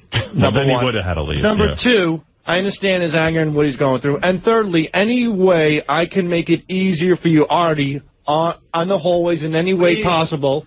No, leave. No. Leave. I will do that. I just want to. I understand. I get where you're coming from, and I appreciate you being forgiving about me throwing something at you, because I probably would not be that forgiving with someone. So I'm sorry I crossed the line, and I thought I would never do something like that.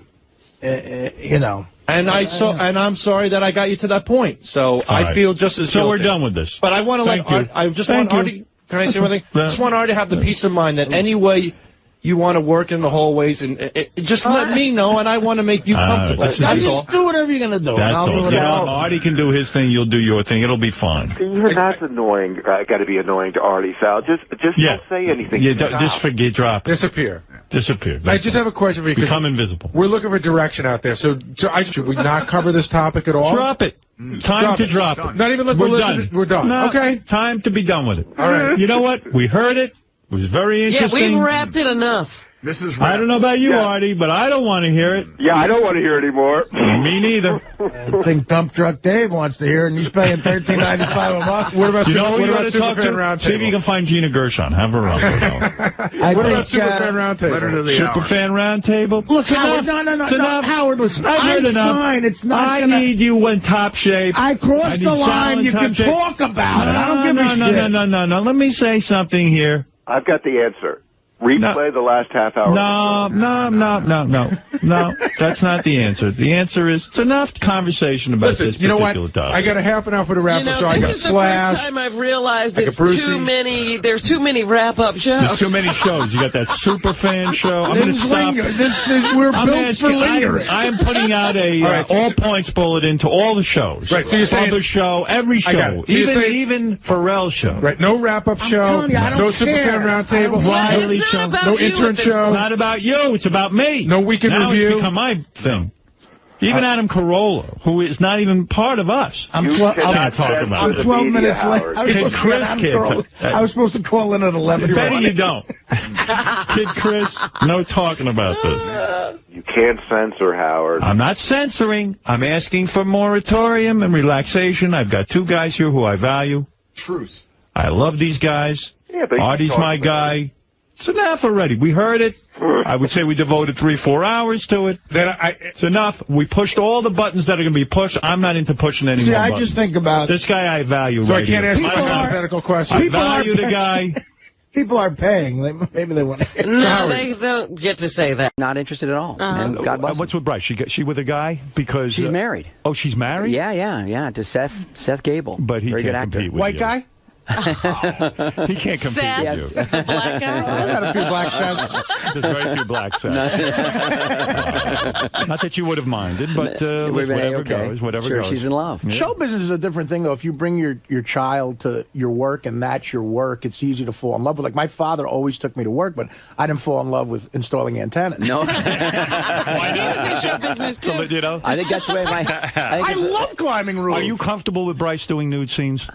Oh, that man! I'll tell you. Well, thank you. I'm not. I know you now. She had to do that at college. They had was this experimental. Naked? Yeah, that is wrong. Now let me tell you something. My daughter is a graduate of Tisch, and I'll tell you something. That's not right for the under the college auspices. I brought my dad to the play. Was it a male professor? It was. Yeah, you bet. That'd be like Professor Howard Stern. Bryce, I need you to get naked. Productions are nude. Yes. Well, this was sort of nonstop. I mean, she had her clothes on for about the first 10 minutes, but it was avant-garde. Oh dear. So anyway, my dad came to see the show. Right. And we're watching it, and I didn't realize quite how nude she would be for that period of time. And we're sitting here next to my dad and everything. And it's gratefully there was no intermission, so the show was over. And I turned to him and he said, you know what? That's courageous.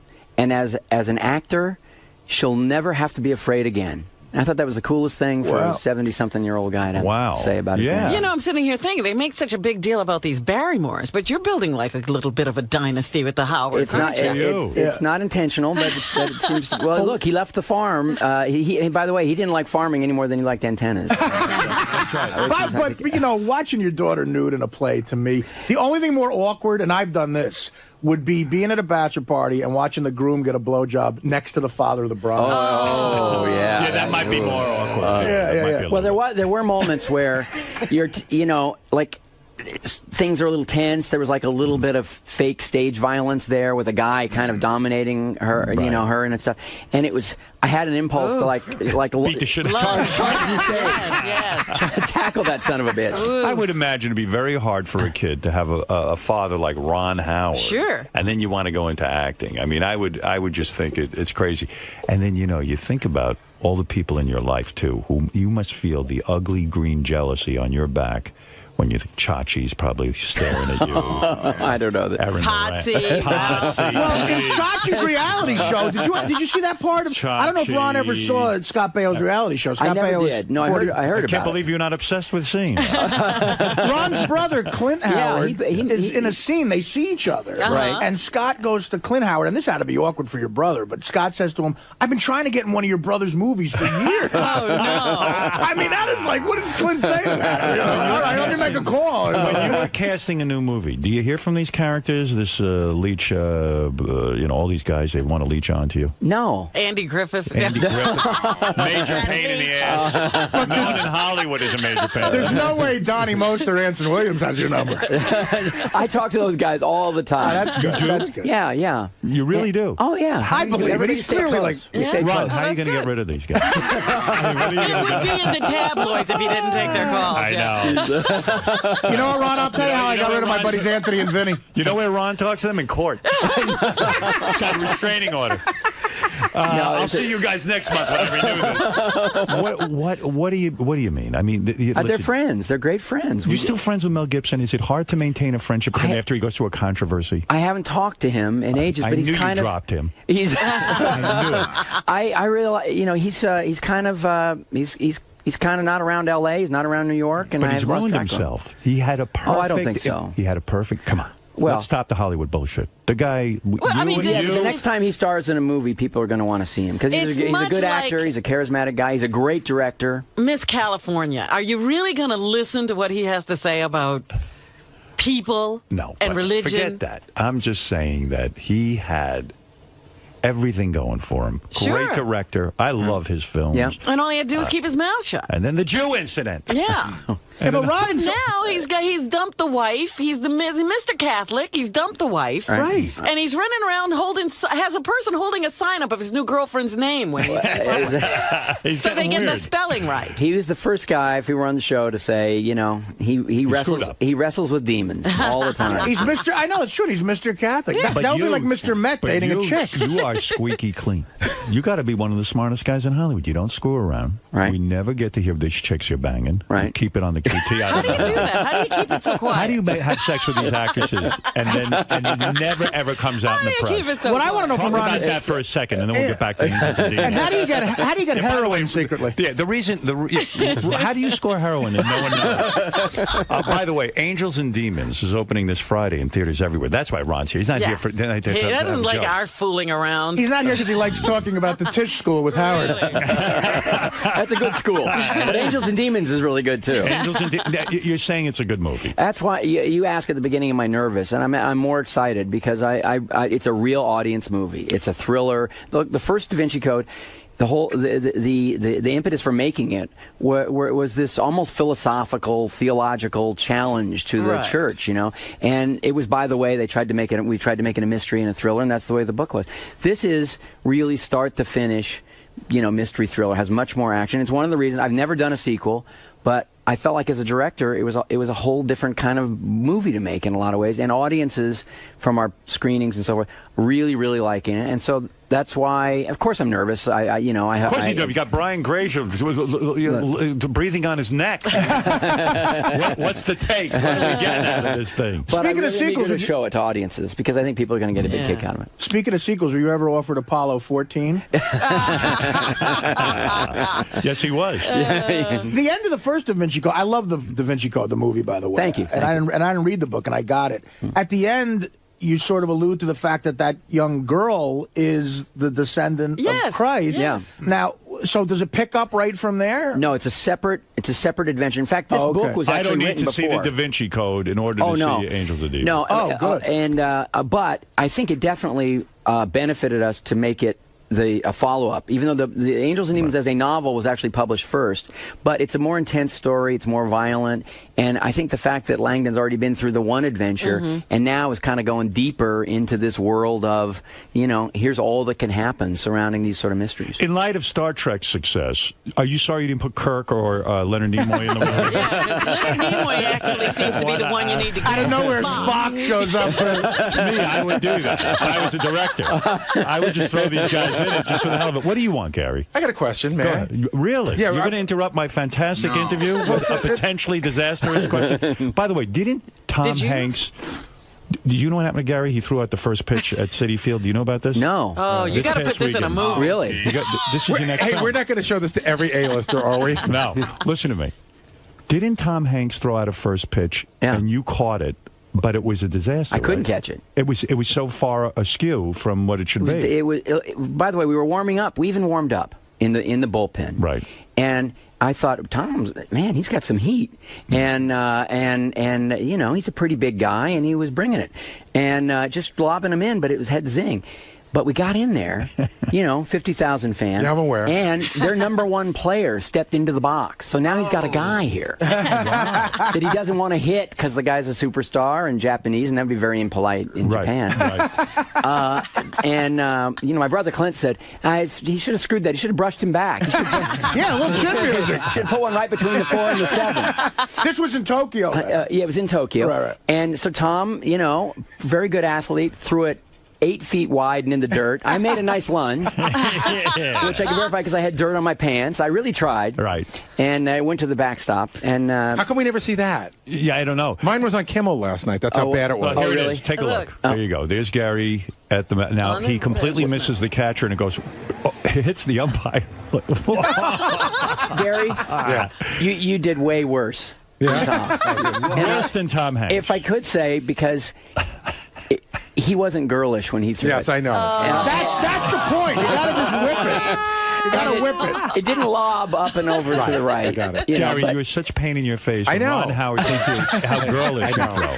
Unbelievable. Can I ask Ron the question I came in to ask him? Oh, the question is now changed. No.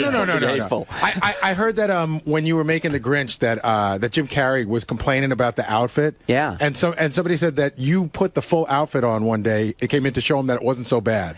Well, it wasn't that. I'd always told him that out of sympathy, someday I'll wear it. Because he would say, man, this is brutal. But, by the way, to Jim's credit, I got to say, early on, I said, should we adjust it? Should we simplify this thing? Because, you know, I don't want this to be a nightmare. And he said, no, this is the look. This is what we got to go for. So he toughed it out, but he was miserable. And so one day, as a surprise, just to kind of boost him at about the halfway point when things were getting pretty low, I showed up in the outfit.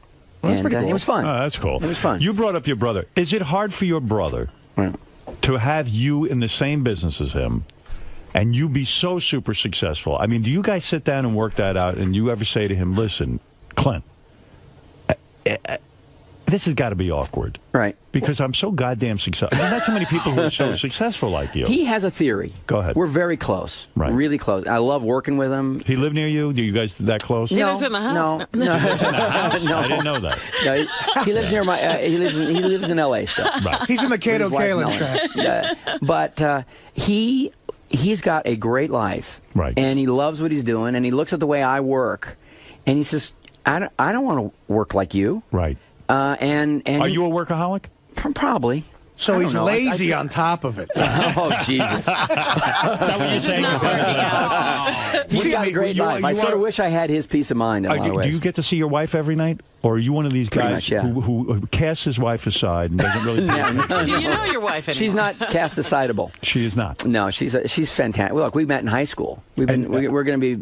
what year is this? That's it. It'll be 34 years this June. Wow. Congratulations. I mean, that is a major success story. And you still enjoy banging her, and you still enjoy the sex, right? I think on the phone last time we said, got into this a little. I said that I was having sex while I was doing the interview. That's a pro. That is a pro. Well, it was actually that was a joke, actually. Your wife must be a spectacular person. She's a great person. She can hold your attention. I mean, you work with these beautiful actresses. I mean, it's one after another. She's you know you could be getting laid 99% of the time. She's it wouldn't be the same. She's fantastic. The lovemaking is still as good. That's great. Well, I mean, yeah. And she still gets as excited over you.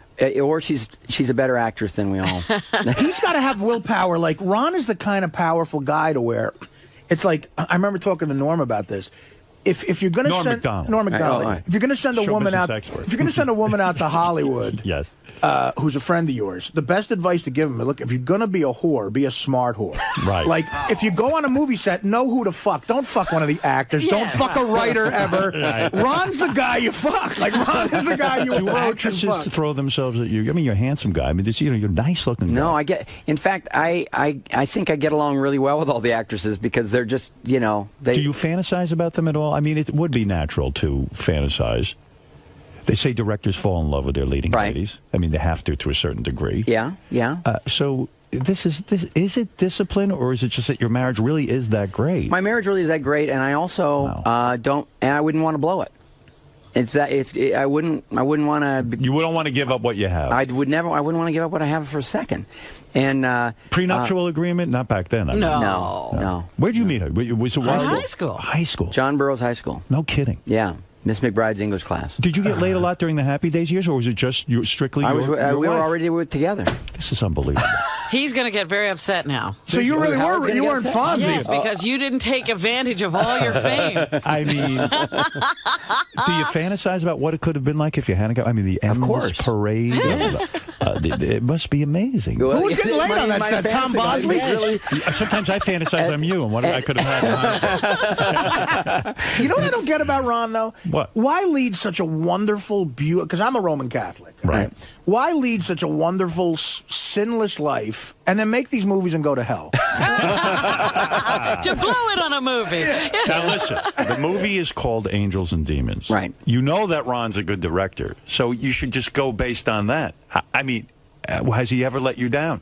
A Beautiful Mind. A Beautiful Mind. Best movies ever. Thank you. Yeah, that's unbelievable. that's some movie. Yeah. What's with that maniac, Russell Crowe? What's he up to? He wasn't throwing phones. He's doing on Robin Hood right now. Is he doing with Robin Hood? Ridley Scott for our company, for Imagine? Brian's producing. No kidding. Yeah, he looks fantastic. It's so cool. I mean, it's like the Gladiator version of Robin Hood, because with Ridley Scott, you know, they're not making it whimsical, or, you know, it's tough out there. I would go see that. It's really a They're good script. They're actually acting like there were no conveniences back then. It's a really good script. And his accent's better than Costner's? Yeah, it's fantastic. I'm telling you, it's going to be great. I would hope. Have you ever had the experience, though, of working with an actor who had a difficulty, a real problem, and you really had to work with them, or, I mean, you know, either a substance abuse problem, or, you know. No, I've never had that. I mean, I've had people probably who did, but they were functional while I was dealing with them, you know. So yeah, I'm functional. All right, good.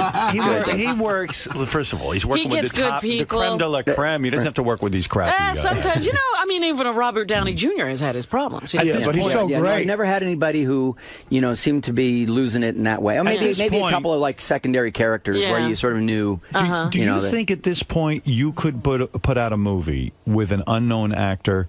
Because most of your movies, you have a guy like Tom Hanks, or you have Russell Crowe, because they're bankable. In other words, you know that if they're in the movie, you got a better shot at getting an audience in there. Would you ever go back to taking a chance with somebody who doesn't have any kind of? Well, yes, I would. And you know, and with you talked about Frost Nixon. I was really ultimately went with Michael Sheen and Frank Langella, who are known, right? You know, but they're not big box office guys. Not big box office guys, and that was the right thing to do, and it got the Academy Award nomination. I was disappointed in Frost Nixon just because I thought it was going to be about Otis Nixon, the guy in the Braves, the Adolf hitter. Oh yeah.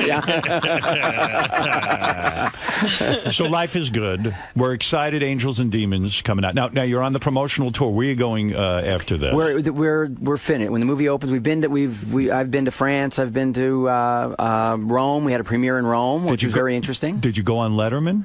No, I'm doing the top 10 list later this week, and Tom did Letterman the other day. I see. So you're really out there pushing. Yeah. Well, I like that. Yeah. No, listen, I'm excited to see it. In fact, they sent over a screener, which will make me a hero. Yes, because I will invite people over and we'll have a You'll be screening a film. Can I be one of those people? Or no, I don't want to. But Donnie Most and Anson are coming over. Oh, I can't wait. I'm Howard's Donnie Most. It's a star-studded screening. Hey, Ron, can I just say something to Ron? I never pitch myself for movies. I know what you're going to say. Well, you want to be in Happy Days in Space. Would you ever produce I would love that. Happy Days in Space. Yeah. I just want to let you know, when I was on heroin, I got to work here every other day. Right?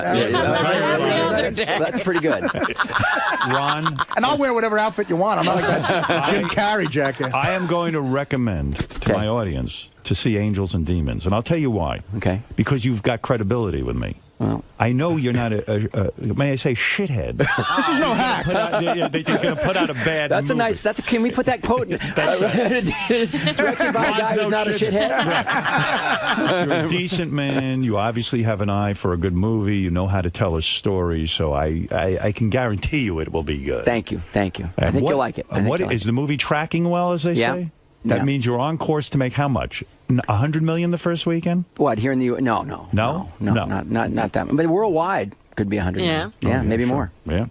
Listen. It's all green, baby. Who knows? Do you and Brian Grazer trust each other so much? If you say he's working on something, do you trust each other so much that you just know it's going to be fine? And like, how often do you check the dailies of Robin Hood? No, you never do that. No, right? but it's we trust each other and that we know everybody. We're both trying to do great stuff, right, and right.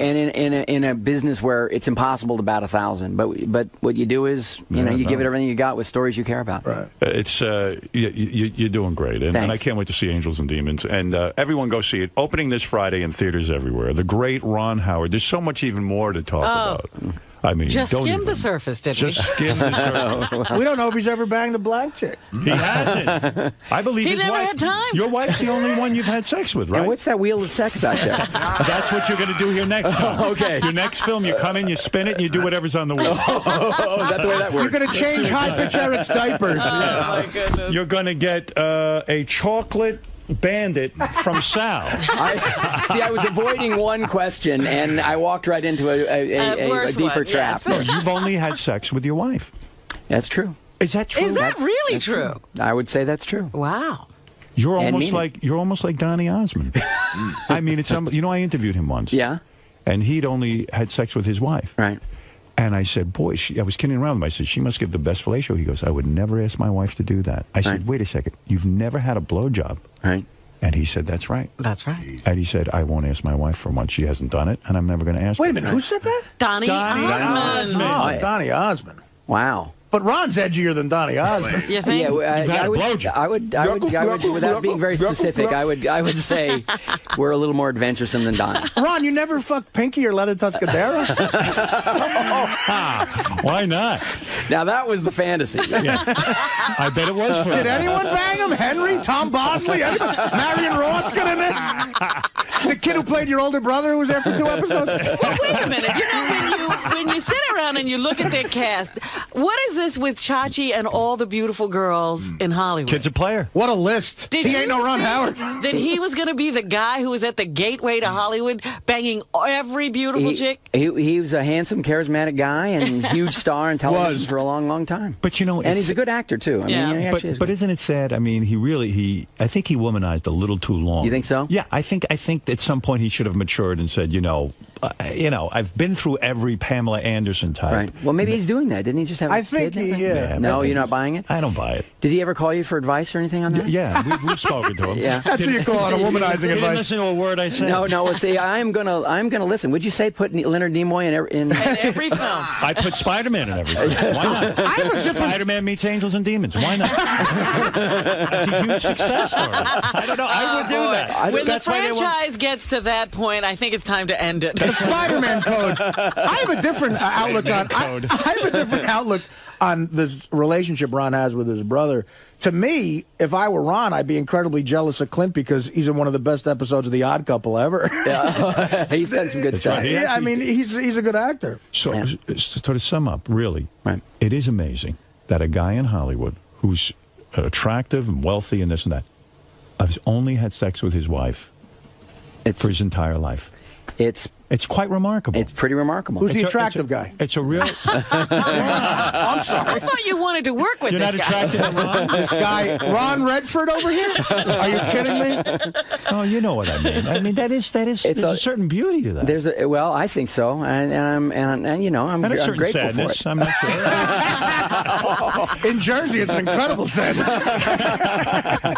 Listen, you have a story to tell. Anybody you haven't worked with that you want to? So many. Really? You're not going to name a name? Well, Howard Stern. Hey, you were good in your movie. I did a good job. I went there not expecting much, and you were very, very good. I showed sensitivity. Yeah.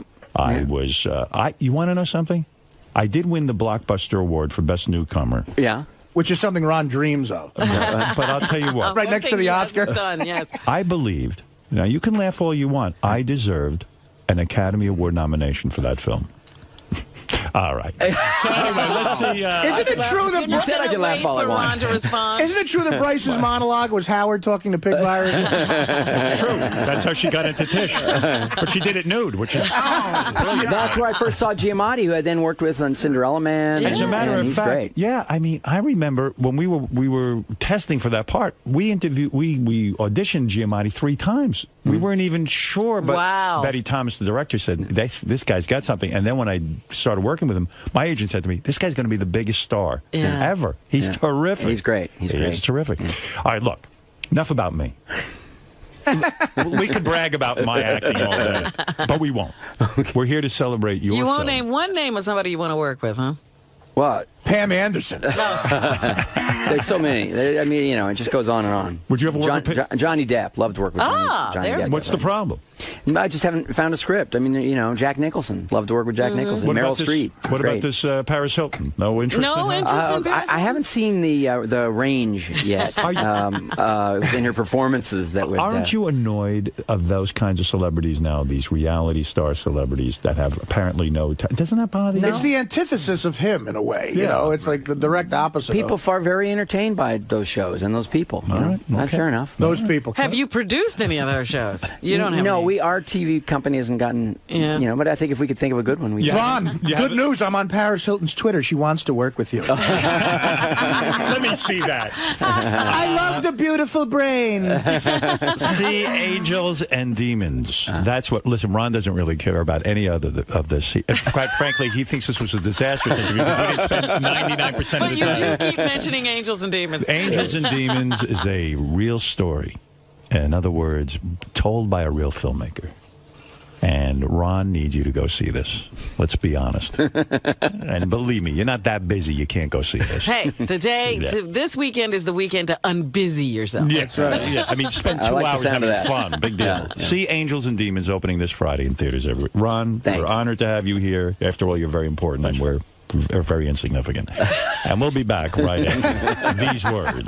Ron, hi. How'd it go, man? That was fun. The studio's great, and you do stuff on the Howard Show that you don't do anywhere else. Now, Howard was a little concerned that you've only had sex with one woman. He was a little bit thrown by that, I think, but not me.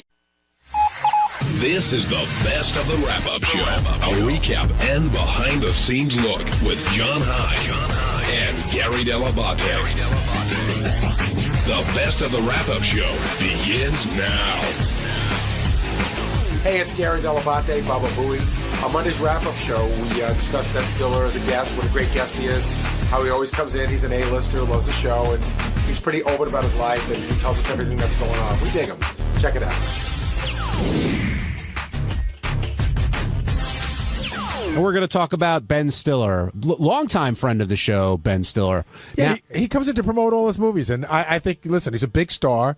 He likes us. You know, what more do you need? Now, he and Howard, seemed that their relationship was going someplace, and then I guess it dropped off. I thought Ben said something that was really telling and not a joke today. He said, yeah, you sort of dropped the ball. And Howard goes, really? I thought you dropped the ball. And Ben said, well, when I didn't get the wedding invite, I figured I was on the outs. And I didn't think that was a joke. I didn't think that was a joke either. Did you, Benji? No, but I also didn't think I didn't think about it too much. You don't have a thought on it, do you? I did think it was a joke. How'd you think Ben looked today? Skinny, and his hair. He had the funky hair. Yeah. Do you think a couple people said he seemed depressed? Oh, yeah, I got it. No, go ahead. Do you agree? I don't know. That's sort of his demeanor. He's sort of like the gets beat up, but he's a good guy. I mean, it's almost like the character in his movies. But he seemed a little downtrodden today. Well, considering all his success, and he's been tremendously successful in movies, do you think he's a humble guy? I mean, is that a fair way to put it? Yeah, I mean, you can be humble, but when they said that, when Ben said he doesn't know how many movies he's been in that have cracked 100 million, I was not buying that. I mean, you can be humble and still know that, because when you want to go in to negotiate a contract, I'm pretty sure you got to know what that is. And today, I mean, he was promoting Night in the Museum, the next movie, but a lot of talk was about Tropic Thunder and the balls it really takes to make a movie like that. I think he's really proud of that movie, as well he should be, because he's made some funny movies, but there's some people who go, oh, he makes light comedy, and that was a ballsy movie. And we were saying here today, Imagine if you tried to make that movie and Sal was playing the black character instead of Robert Downey Jr. I always said about that movie, the reason why I loved it so much is because that could have gone horribly wrong, and it didn't. It was really well done and well written. And he revealed that he'd been working on that for 20 years. Like, that was a long-time project that he really wanted to do, and it came out great. And then, of course, Downey gets nominated for the Academy Award, playing a guy who's trying to get nominated for an Academy Award. I thought the second I saw that movie, I said he should be nominated because, again, that could have gone horribly wrong in the hands of another actor. And I thought Jimmy did a great job just hanging during that whole interview, and then piped in, in the appropriate places. Now, where was that? Well, I'll get to that. First, we got to get to Ben's marriage, which it seems like he's got a great marriage, 2 kids, everything's great. But he was very honest. He said, all marriages have ups and downs. And of course, immediately it's like, what do you mean ups and downs? And then Howard brought up the Neil Patrick Harris thing, which, if you missed it, clip number 2, Ted. Here's, this explains it. Neil Patrick Harris. I was be it down. He'll be one of the said downs. he never had sex with a woman. He had sex with your wife.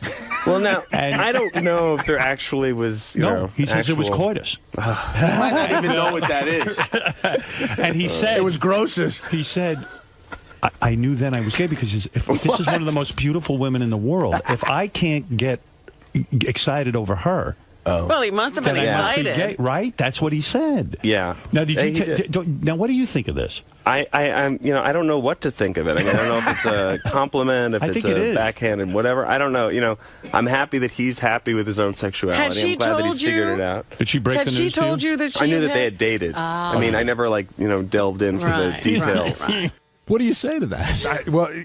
So he's finding out for the first time today that Neil Patrick said that on our show? No, he was aware of it, he said. He was aware that they dated. No, he was aware of what Neil Patrick Harris said when he came in. But still, how do you have that conversation with your wife? Or you don't even have that conversation. Well, first of all, do you want to hear about any of the dudes that your wife banged before she met you? No. Okay. Then, do you want to hear about the gay dude she banged who's like this really gay guy now? No. But again, Ben knows what he's getting into when he walks into the Howard Stern show, and he rolls with things very well.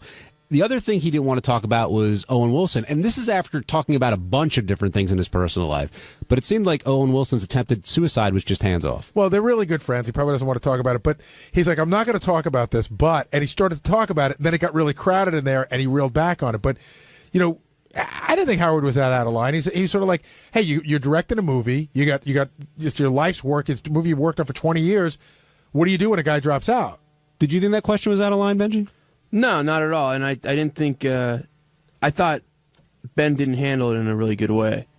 Like, I think he should, if he doesn't want to talk about it, it's okay. I would respect that. But it just, he made it like it was this horrible thing that it made. Well, the guy tried to kill himself. No. That's horrible. But it's not crazy that Howard would say, like, how do you handle a situation like that? Yeah, I think everybody's nervous when Howard brings up stuff like that. But I thought the question was a legitimate question. He probably said, hey, you know what, man? He's a great guy. We got somebody else for the movie. It was a tough time, and, we moved on. Hey, it's Sal Governale, and on Tuesday's wrap-up show, we discuss one of my screw-ups in the Bob Levy spelling game. And then somehow the conversation went over to Robin and her talking too much. That was my opinion. That was constructive criticism. And after you see what I have to say, I think you're going to agree with me. So check it out.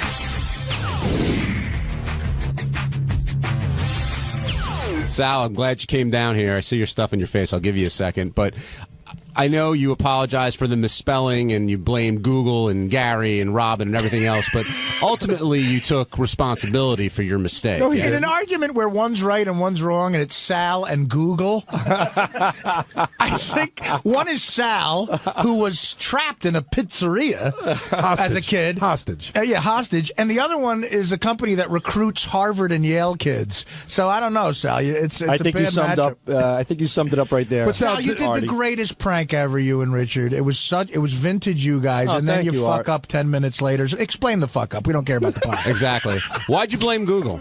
Talk about your fuck Because up. when Google didn't work, I went to Gary. But did you take responsibility for it? Yes, absolutely. No. I do take responsibility. And, I did it I did it in a way where when I wasn't sure about the word, I Googled it. But the thing is, at the time, I never noticed the top. It says, did you mean so-and-so? Right. I just I'll type in cemetery, and then if I see, and I'll scan the page, and if I see that spelling, I assumed I got it right. So it gave you all the hits on the other idiots that spelled it wrong. That's exactly it, right. So I found on Google all the idiots just like me, and I fucked up. Sal, when we were talking about it, though, a bigger issue came up, I think, which Gary alluded to, which is, I don't know, did you hear what he said? He said that you're telling Gary that he's your boss and everything, and then away from Gary, you're like, you know what, I'm doing just fine. I said on the air that I screwed up, and then when Howard just kept pecking at me, I said, this is a time for a good old-fashioned Baba Booey moment. But that's not what we're talking about. Yeah, we're talking about off the air. People are telling me off the air that you're going around saying, I let Gary think he's the boss, but I know who's wrong. Oh, no. I might have said it in front of the camera, but Gary, that's definitely not true. Hey, so who? Thank you, Sal. Gary. I would have you to go to the Stuttering John School of Disrespect. No, Gary, you know more than I. Like even today, when we put a game together, I specifically break it down. I make sure that you know. Sal, if you're going to go to a Stuttering John School, I would never go to that school. You should go to the Stuttering John School of getting an insanely great job without any skills school. You should go to the Stuttering John School of I can't remember where I put my wallet. You should go to the post Howard Stern job placement school because he's the fucking master of that. Gary, do you believe that Sal respects you at your job? I think for the most part he does, but I think Sal is one of those guys, who will say whatever needs to be said, where it needs to be said to make himself look good. Well, I don't know about looking good. Yeah, he's a jerk off. Right, yeah. I was going for two things. Yeah, but, I'm a professional jerk off. I'm a jerk off, too. But, Sal, just say you're being a jerk off when you fuck with Gary like that. I agree. And you know what? It's funny. I wanted to bring something up about Stuttering John. In the beginning, I like what Stuttering John did, but it came to a point where it wasn't funny anymore. It was just browbeating. It got a little... Are you talking about me or anybody? I'm talking about Stuttering John. With anybody? With you. Oh. But look who's talking. I know. No, but I think the guy who built the wall of teeth in Times Square. And I loved what John did and stuff to certain degrees, but I felt like it just wasn't funny anymore. It just was like it was mean spirited. And believe it or not, I'm trying to pull away from that. Today, it's been a while since I broke Gary's balls, but when you have like Howard looking at you, I feel like a third grader in the principal's office. It's rough getting yelled at by Howard because it's impossible to win an argument because he's a good arguer. For straws and sometimes you just got to own up to it. And I did. But I'm grasping for straws, and he's giving me that look. It's like the fucking, it's like the Wizard of Oz looking down at you with the flames coming up and everything. Sal, I'm shivering like the lion, and all of a sudden I'm just like, where do I go? Oh, okay, Baba Booey. Sal, do you? He's my saving grace. Hold on. Sometimes. Deflection. Do you understand why Howard was so embarrassed and upset? Because I made him look like an ass. And you don't make Howard look like an ass on the show. I mean, I screwed up. The guy is running a show. He's doing the best he can. He can't stop and think, and cover everything. He's running a show. And then all of a sudden, it's one of those things he glanced over, and I made him look foolish. Now, will you be insulted if you get an email tonight where Beth said you put a post-it on your computer and you should check Webster's dictionary? No, I won't be. But another reason he was mad, Sal, that was funny. From a comedy point of view, was it ruined the bit. Right. It ruins the bit. Sure. If we can't spell, too, although Levy spelled existence, EXF, I think. But, so he looked really bad, but... Well, we look stupid too, so the bid is destroyed. Well, we're one big happy stupid family. I was stupid. No, we're not. And the first thing we have stupid cousins. And the first thing Sal. The first thing you said when you walked in there was, "I know I'm stupid. I know you just." Do you feel like Howard just wanted to go down that road? Yes, I wanted to kind of like cover my tracks by saying what he would say, so he would get it out of the way. How did you know? How did you know what he was going to say? Well, after a while working here, you kind of get the impression of what's going to happen. You kind of get a feeling of what he's going to say, and I knew what he was going to say as soon as he saw that, or whatever the fuck it is, and he called Gary, and Gary said it was. I knew. I mean, my heart just sunk. And I said, here it comes. Here comes the beating. It's been a while. And I walked in. It's actually been a few days. And it was like going to Bogey Land, like from March of the Wooden Soldiers. And I walk in there, and then sure enough, he just... Sal with a great Laurel and Hardy reference. Yeah, I was a big Laurel and Hardy fan. And you smacked Robin a couple times, too. It is like going to Bogey Land, though. It's like Buster Keaton and Seven Brides. It's like Harold Lloyd hanging off the clock. With Robin... Look, I like Robin. I'm not going to be one of those guys. I love Robin, but I like Robin. but she's got to know her place sometimes. What is her place? Well, yeah, what do you know mean what by I mean? that? Well, there's a pilot and there's a co-pilot. Back of the bus, Sal, is that what you're saying? No. That's a long time ago. But what is it? You mean, in other words, Not Howard's a long pilot? enough, Sal. Howard's a pilot, she's got to sort of pipe down? In certain cases. But like what? Like a case like where Howard's browbeating you? Right. No, there's a time to speak, there's a time not to speak. Are you saying Robin's interrupting a lot? I'm surprised the bottom of Robin's sneakers are not on Howard's tongue. She steps on him so fucking much sometimes.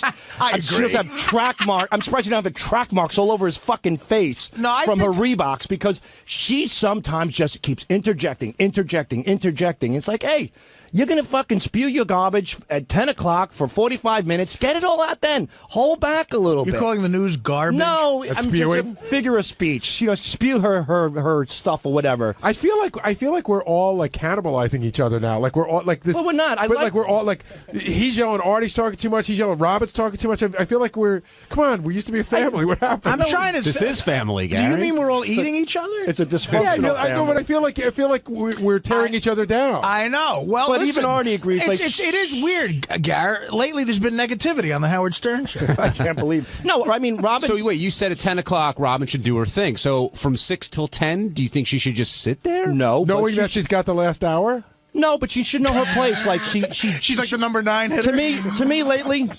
I mean, if I love Robin, I'll give her constructive criticism right now. I thought you said. All right. You want me to tell the truth? No. You didn't say. I love Robin. This is not a diss. This is not negativity. Let's hear what he has to say. What do you have to say? Hold on. I admire Robin. I look up to Robin. I pinch myself every day that I'm working with a great person on the Howard Stern show. You look up to Robin because she's taller than you. But if I may give her some constructive criticism, like she would for me, somebody you care about. Okay. What is your constructive criticism? Slow down on chiming in. Slow it down, Robin. Slow it the fuck down. When there's a guest on and Howard's mid-sentence in a question and she chimes in and she just demolishes that question with something from left field, sometimes it makes my hands crunch into a fist. Just take it easy on chiming in so much. Think about what you want to say. Think if it's that important to interrupt Howard Stern when you say it, and then take the approach, whether you're going to do it or not. She has a tendency sometimes to get real. She's become a pig on the mic. The micro, like a hog, hogging it up. Just take it easy. Don't be so piggish on the mic. When did you start? Slow it down. When did you start feeling this way? Jeez, 1982? No. I would say, recently, about 7 months ago, somebody sent in an email, and Howard read it, that Robin is chiming in a lot. She's not chiming in. She's stepping on Howard a lot. And Howard read it, and I remember that week she really piped down a lot. And you know what? She was brilliant, and I loved her, and I still love her. But she's got to know her role. You can't have too much of everything. You're going to turn people off. Slow it down, Robin. Just slow it down a little. And I mean that from the bottom of my heart, in a kind manner. Just take it easy. So let me ask you a question. The 28 or 29 years of chemistry that Howard and Robin have together, you're saying that she's veering off from that? I think she's really good at what she does, but I think she's becoming so confident that she's Robin Stern. You're Robin Quivers. You're the sidekick. You're the co-pilot. Wait for the pilot to make the move, and then listen to him and know your role. Know your place. You know what I mean? Hi, this is Fred Norris with the Howard Stern Show. Guess what? On the wrap-up show for Wednesday, we had a very exciting talk about Jesse James, the outlaw bike builder. We spoke about what a great guy he was. We spoke about how he was willing to build Howard a custom-made chopper, which could run up to $100,000 in cost. We talked about, this is almost as long as the wrap-up show. Why don't you just watch it instead?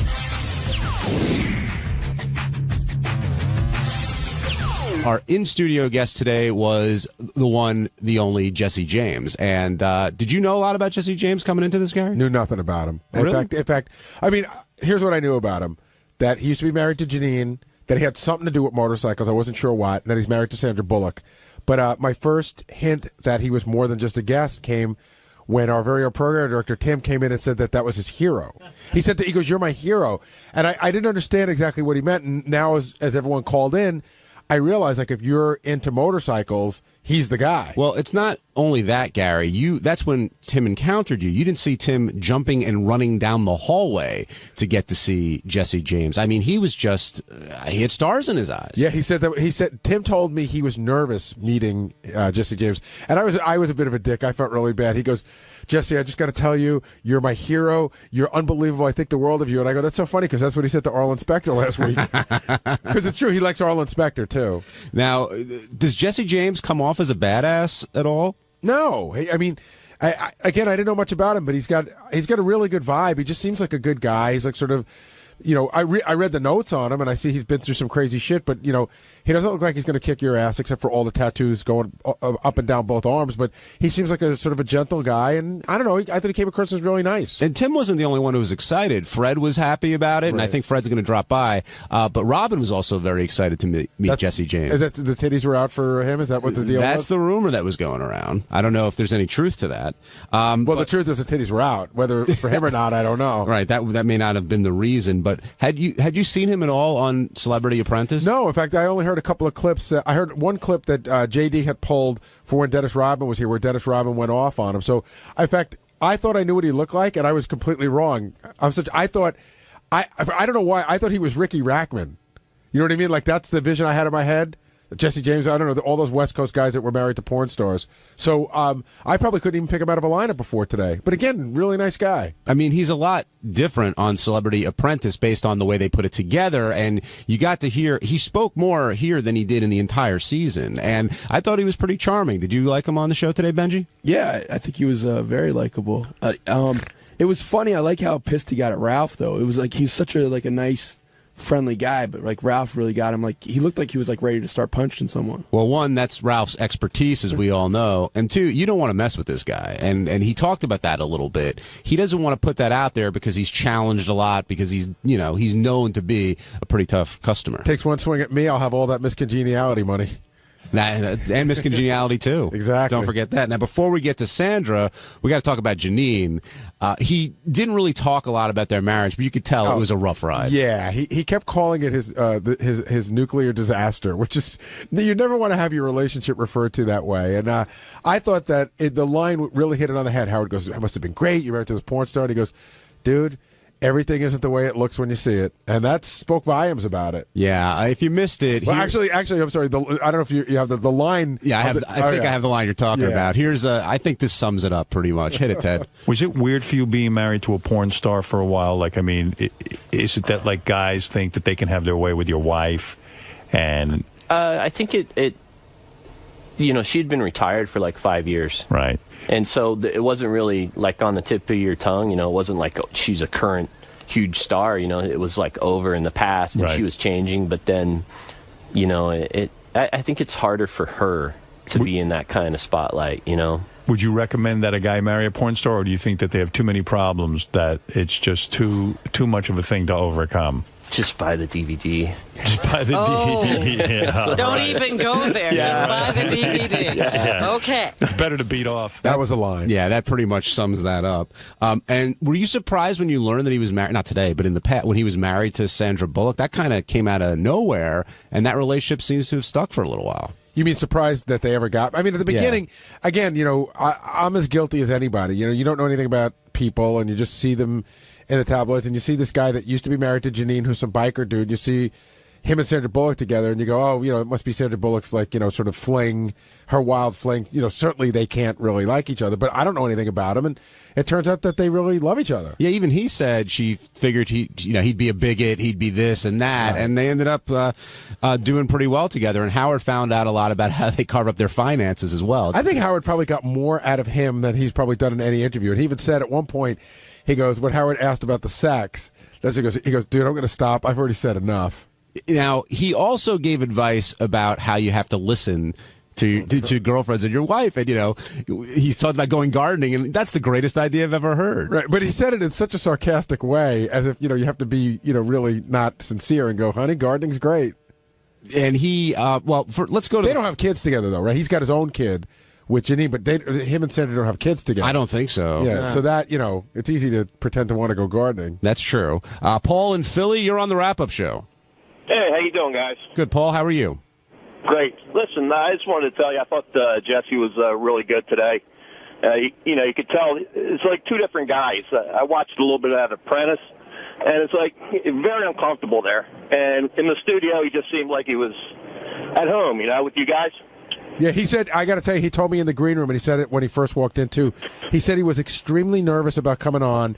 He'd done 60 Minutes on all these other shows, but to him, Howard was like a different level, and he was very nervous about coming on. Yeah, it just seemed like, he really hit it off with you guys. He was really happy to be there, Yeah, good guy. Good guy. Do you think people can appreciate a guy like Jesse James because of what he does? I think initially you hear, he makes bikes, and he's he just makes bikes. You know what I mean? Like, again, I don't know much about motorcycles, and this much what I'm about to say I learned from Fred. Fred will talk in a minute because he just showed up.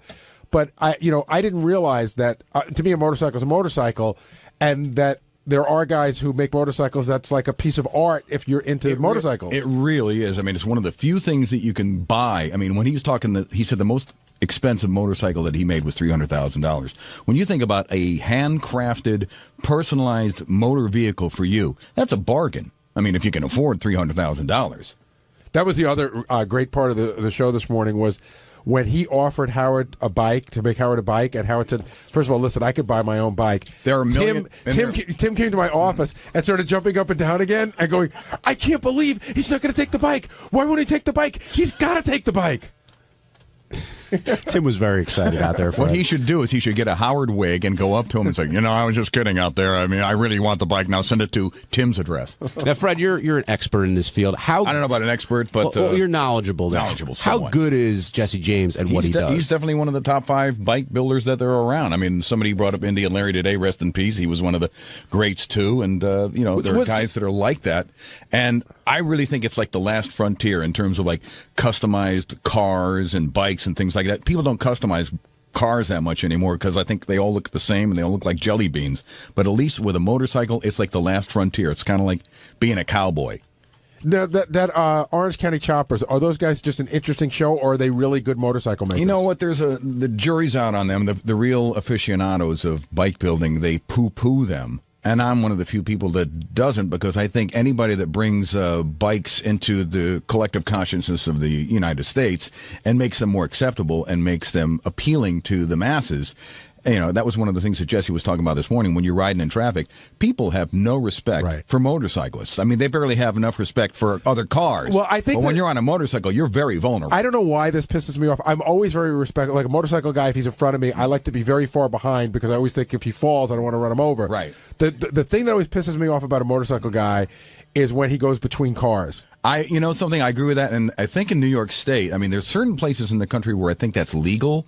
I don't think in New York State that is legal, and I agree. I think it's a dangerous practice, and I think people should not do that because it freaks people out. Well, also, a motorcycle guy, like on the highway, they always show up in your blind spot when they do that. Well, that again, it's like that comes down to bad motorcycle riding. I mean, I used to ride a lot when I was like 14, 15, 16 years old. I rode a motorcycle before I ever drove a car, and I got a motorcycle again about maybe 10 years ago. I hadn't ridden in years. Maintained my license, hadn't ridden in years, and I, when I decided I was going to go back, I signed up for a motorcycle safety course, took a series of lessons, read a lot of books, and that's one of the reasons I feel fairly confident when I'm riding on the road, because they'll teach you where not to ride in the blind spot, what not to do, the stupid things that you can do to get yourselves in the trauma unit. All this talk about safety, so that brings me to a question. You've known Howard longer than me. Mm-hmm. Is in your time with the show, was there ever any chance that Howard's getting on a motorcycle? Not unless Bianca and Beth were like being held for ransom or something. There's no way that he would do it. On Thursday's wrap-up show, Sal came by, and I don't know how it came up, but we got started talking about Robin again. And Sal at first was trying to explain himself, but then he broke down a little bit, and it led to a lot of good conversation, a lot of controversy, and Robin eventually coming in here to confront him on what's going on in Sal's mind. And I've been trying to figure that out for 3.5 years. But it was a good show, and watch for yourself. Why are you so glum? I'm not glum. Just waiting for my beating. You seem I'm glum. on standby. Why do you say that every time? I'm waiting for my beating. Because whenever I express myself on this godforsaken shithole, I get ripped apart the next day. No, I do. And you know what? I'm going to. Maybe this is a good what thing. are we talking about here? Are we talking about the game, or are we talking about how you verbally attacked Robin? Which godforsaken shithole are you referring to? Okay, I know I attacked Robin. I didn't view it as an attack. I knew I attacked Robin. I didn't view it as an attack. It came off as an attack. Well, how would you view it? In other words, you just said, I know I attacked. Without being redundant, it was constructive criticism that she took personally. And I know a lot of people feel that way, and I'm sorry. I'm sorry that I offended Robin. That wasn't my intent. But, if somebody else gave criticism, it wouldn't be as bad. I always have to be the guy that stepped on in the that's end. not true. That's wrong. That's just not true. No, it is. It's true. It is. Because I'm the only one who gave Robin good advice, as far as I'm concerned. No, you're the only one that gave her that advice, and you think it's good advice, and that's you could think that. But I can. You're not better than me, Gary, to tell me. I'm not saying I'm better than you. I'm saying you don't have the ability to recognize that you took a solid 10 minutes on the wrap-up show to talk about how Robin is literally single-handedly fucking up the show, and it's your opinion that she's fucking up the show, and we don't say a word, and we let you say whatever you want, and you don't have the ability to think that she might be offended by that. Well, you interpret it as me saying she fucked up the show. I said I would prefer if she just slowed down a little bit. And that's what I really said. Slow down. Know your place. Slow the fuck down. And that's it. And then it just turns to this whole... So, you know what? I'm not going to express my opinions anymore on you guys. Because when I do, everybody gets into a tizzy. Everybody gets all upset. It's not worth it. Actually, you probably get called on the carpet about 1 out of every 10 times you express your opinion, because you express your opinion a lot. But seriously, when you were talking, did it not hit you in the head that Robin might not appreciate that? Were you surprised when Robin grabbed you in the hallway? I lost a little sleep the night before. Did she just? It started hitting me like, oh boy, I wonder how she's going to interpret this. I hope I didn't. I felt bad about it. I thought it was a little. But why would you feel bad? It's just. I was a little harsh, but it's an opinion. It wasn't an attack. It was tough love. Right, like when you said that Howard's tongue had Robin's feet mark on it, like was that? It's got a Reebok mark. Well, Reebok mark. Sometimes you have to paint the picture to get your point across, and I felt at that moment that was the case. And I have no ill will towards Robin. She told me to fuck off. God bless her. Whatever she wants. I'm sorry to interrupt you, but what happened? She just grabbed you in the kitchen and said, fuck off? She was in the kitchen. Or did you say something to her first? Like, did you say, hey, I love you? Or no, I didn't say, hey, I love you. Hey, Robin, listen, about that you suck thing. I said something like, hello, Robin. She's like, should I say hello back, or would I be talking too much? And you go, really? What do you mean? And I said, really? What do you mean? I really did. And she's like, and she goes, Sal. I'm like, Robin, as soon as I said that, and I did, and I said it on the show too. She goes, love you, schmuff. You don't start with that bullshit. Just because you have, and she really laced into me. She's like, just because you have problems at home and and you have the ability to stand up to your wife and you have issues with women, you think you could take it out on me? I'm like, no, that's not the case at all. I go, Robin, that's not the case. I go, I just want to let you know that in certain circumstances, I think you chime. And she's like, fuck off. And she turned around with her cup of celery juice that's going to go up her ass in the next 5 minutes.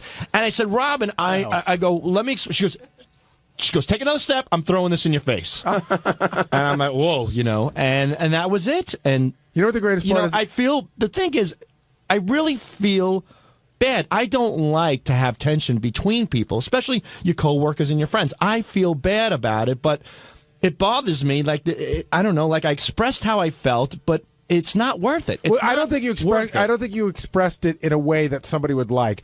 You thought it was constructive, but it really did come across as a bit of an attack. And my favorite part, by the way, is how you made a point of telling us that day, I'm not going to be one of those fucking assholes that says, I love you, Robin, but. And all you've ever said, starting every sentence, including when you saw her in there, was, I love you. Yeah, that's true. But I said that I'm not going to be an asshole that says, I love you, but, because I really do love her. Like, I'm not going to be a liar. That's what I meant. Like, after, on the show I'll take 500 shares of logistics, please. You need to decipher from, like, the Da Vinci Code to figure out what Sal means when he says shit. When you get caught in a conversation with Sal, I do understand why he was so successful at selling stock. Because he really tells you. Like, sometimes I would walk out of there confused. Well, that's because he says 3 different opinions that often contradict each other in one statement. I said what I meant. What? And Robin walks all over Howard? That I care about Robin, but I felt lately she's been chiming in too much, and I meant that. I expressed it maybe in a harsh way that she took offense to it, and I'm sorry that she took offense. I don't like the tension. I do like Robin, and I think she's great at what she Assuming your does. criticism comes from a sincere place, did it ever occur to you that maybe a 25-year broadcasting veteran didn't want to hear the opinion of a stockbroker? More like a 25-year listener. More like a 30-year veteran. Robin's been on there for like 30 years. A wise man learns from a fool. Fool learns from no one. What? It's exactly what I said. If you guys can't interpret that, a wise man learns from a fool, and a fool learns from no one. So that means there's always something you can learn, whether God... No, what it means is a fool has the inability to learn nothing, but a wise man should listen to the fool. Yeah, you can learn from a fool's mistakes. You can learn from a fool and a fool's actions. But there's always advice to be given. So who are you in this scenario? Who are you? Unfortunately, I'm the fool because Robin has the experience, so I'm putting Robin on the pedestal here. But she can learn. So you can always learn something. But I'm just saying it was unsolicited. Hey, like if she had come to you as a friend Richard Roper have the right to tell somebody how to direct a film? No, but he could critique it. Yet he has no experience in that field. By your side, I have experience. You're at not least a little bit, not as much as Robin. Technically, you're not here to critique. Richard's I'm not, hired to critique. That's and that a big goes difference. back to my first statement. I'm done giving my opinion and critiquing. Oh, put the $1,000 on the table right now. There's no way you're done. And as much as it pains me, I'm done. You're not done. Honesty is dead. And you're the fool, and you've learned nothing based on your analogy? No, a wise man learns from a fool learns from no one. So who have you learned from? I've learned to keep my mouth shut. I've learned from this fool myself, I guess. Jack in Long Island, you're on the wrap-up show. Yeah, I think that's an Aesop fable or something. Look it up. It's on Google. Yeah, hi. I'd like to talk to Sal about what's going on with him. Oh, this is Ronnie Munt. Who? I could tell. I could smell the Metamucil coming off your skin. Yeah, well, hey, dude. Yeah, I can smell. You know what, dude? You do Hold this. on. You do this Yeah, every time. Take that diaper you have around your ass and wrap it around your mouth. You do this. Please? You do this every time. You cause trouble for yourself. I do. And then you cry like a baby. I'm not crying one bit.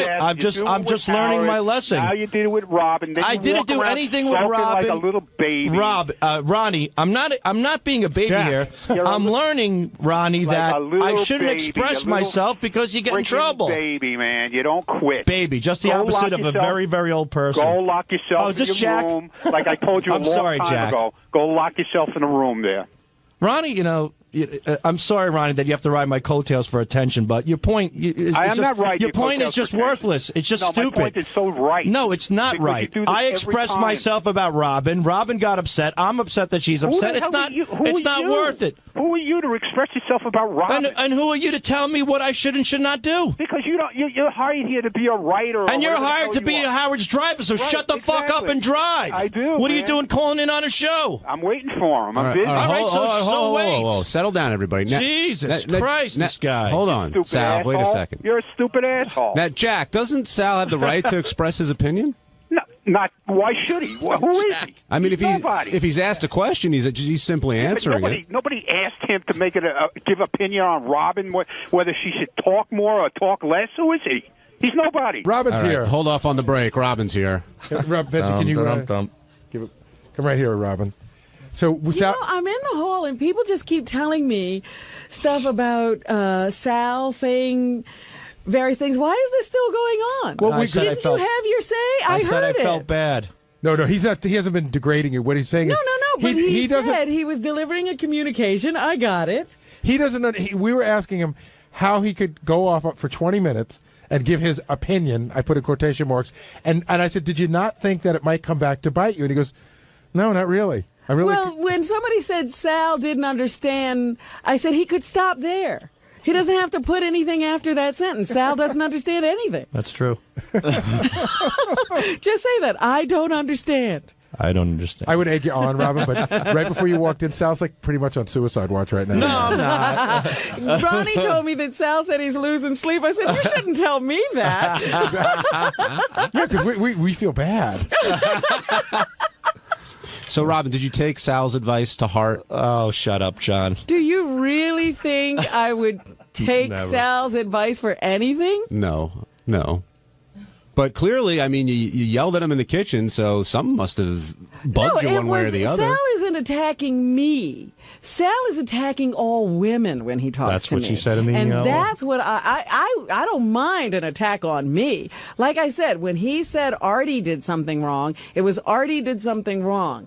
When he says, something to me, it's like, know your place. Well, where would my place be? This week in Arizona. Howard's at the window. He sees Robin talking to Sal, and he's got this quizzical look on his face, like, should I go in there? And then he just left. He's like, so what would your advice to Sal be? I don't have any advice for Sal, because if I try to give Sal advice, because quite frankly, when I was talking to him on the air, I was trying to explain to him what a Google search is, which I don't think he understands. And I got, know your place. Shut up. Stop piping up over there. So I can't give Sal advice. Robin brings up a good point. Like, when you fight with Artie, why don't you tell Artie to know his place? Because Artie threw a CD at my eyeball. Are you still angry at him, Robin? I'm not angry at all. I didn't even know this was going on. And people are telling me. I said, but the worst thing to tell me is that I made you lose sleep, because I'll keep you up the rest of your life.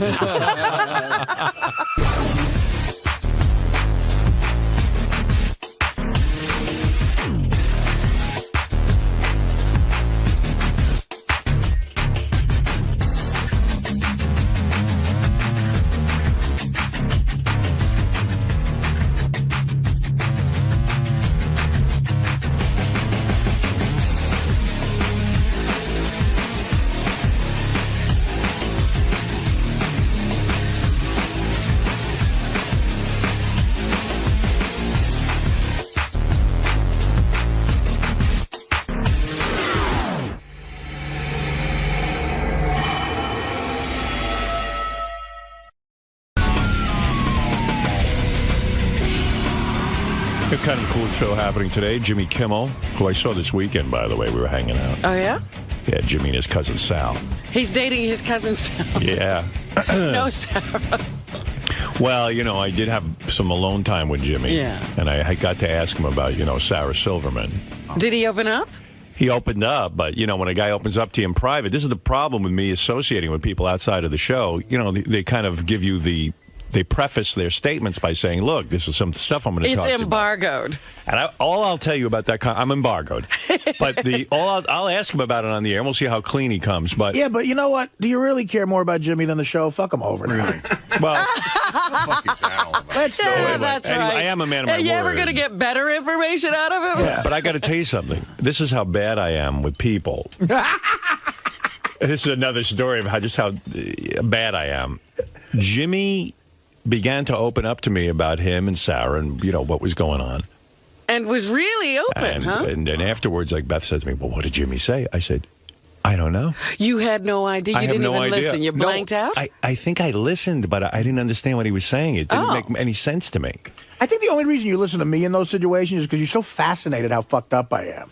Heroin is like something. He's really fascinated about interpersonal relationships. Yeah, but I think maybe it's boring to him now.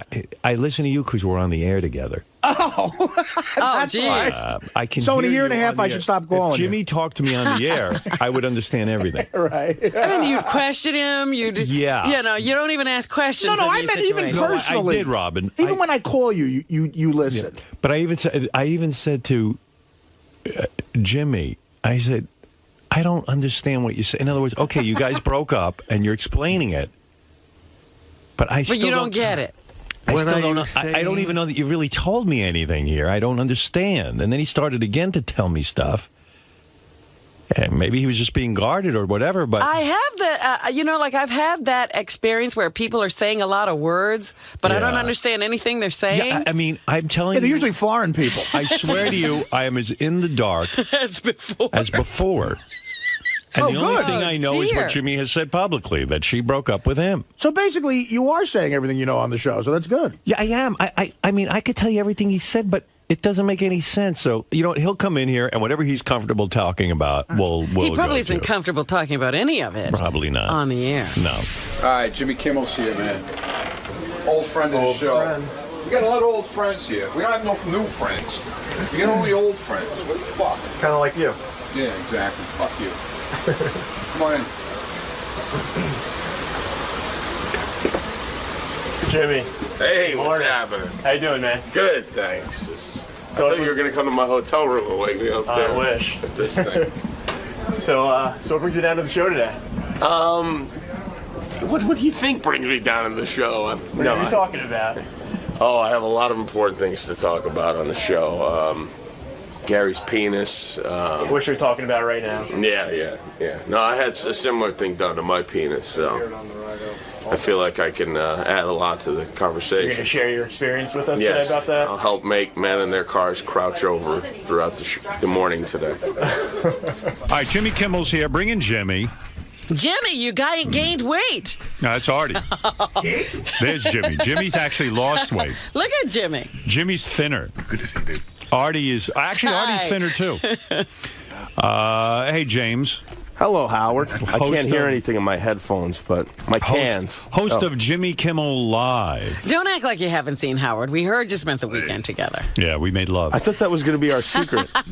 No, that wasn't a secret. Oh. It's just, you know what it is? What? When I hang out with Jimmy, I feel kind of like I disappoint him. What? Why? Because when I'm not on the radio, I'm not a whole lot of fun, and I'm actually kind of quiet and not all that witty. And I think Jimmy kind of worships Are me a you little fishing for compliments? No. Jimmy, I'm being serious. Jimmy, welcome to the show, Jim. Jimmy looks up to me.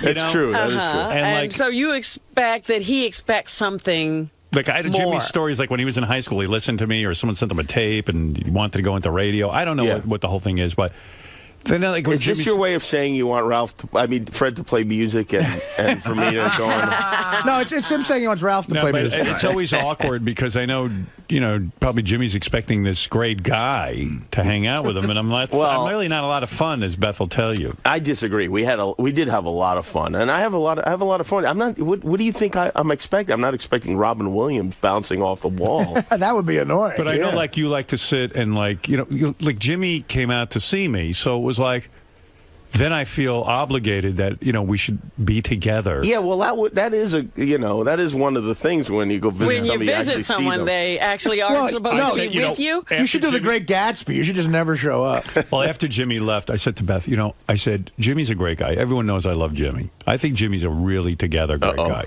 Together? Yeah, he's got it pretty together. Robin. Yeah, he is pretty together. Robin, you're sitting on a pot of coffee. How dare you judge? Well, nobody said I was together. I really like Jimmy. No one could be an easier house guest. I even like his cousin Sal. He's an easy house guest? I am. Sal, yeah, because Sal is like that wall. He doesn't say anything. He stands You there. just like a potted plant. He was nervous. He's not usually like that. But I said, You give Sal a sports sticker, he's fine for I said to Beth afterwards, I said, Jimmy coming out to the house makes me realize I don't think I want people coming out to the house. So she goes, Good, thanks, Jim. this is positive.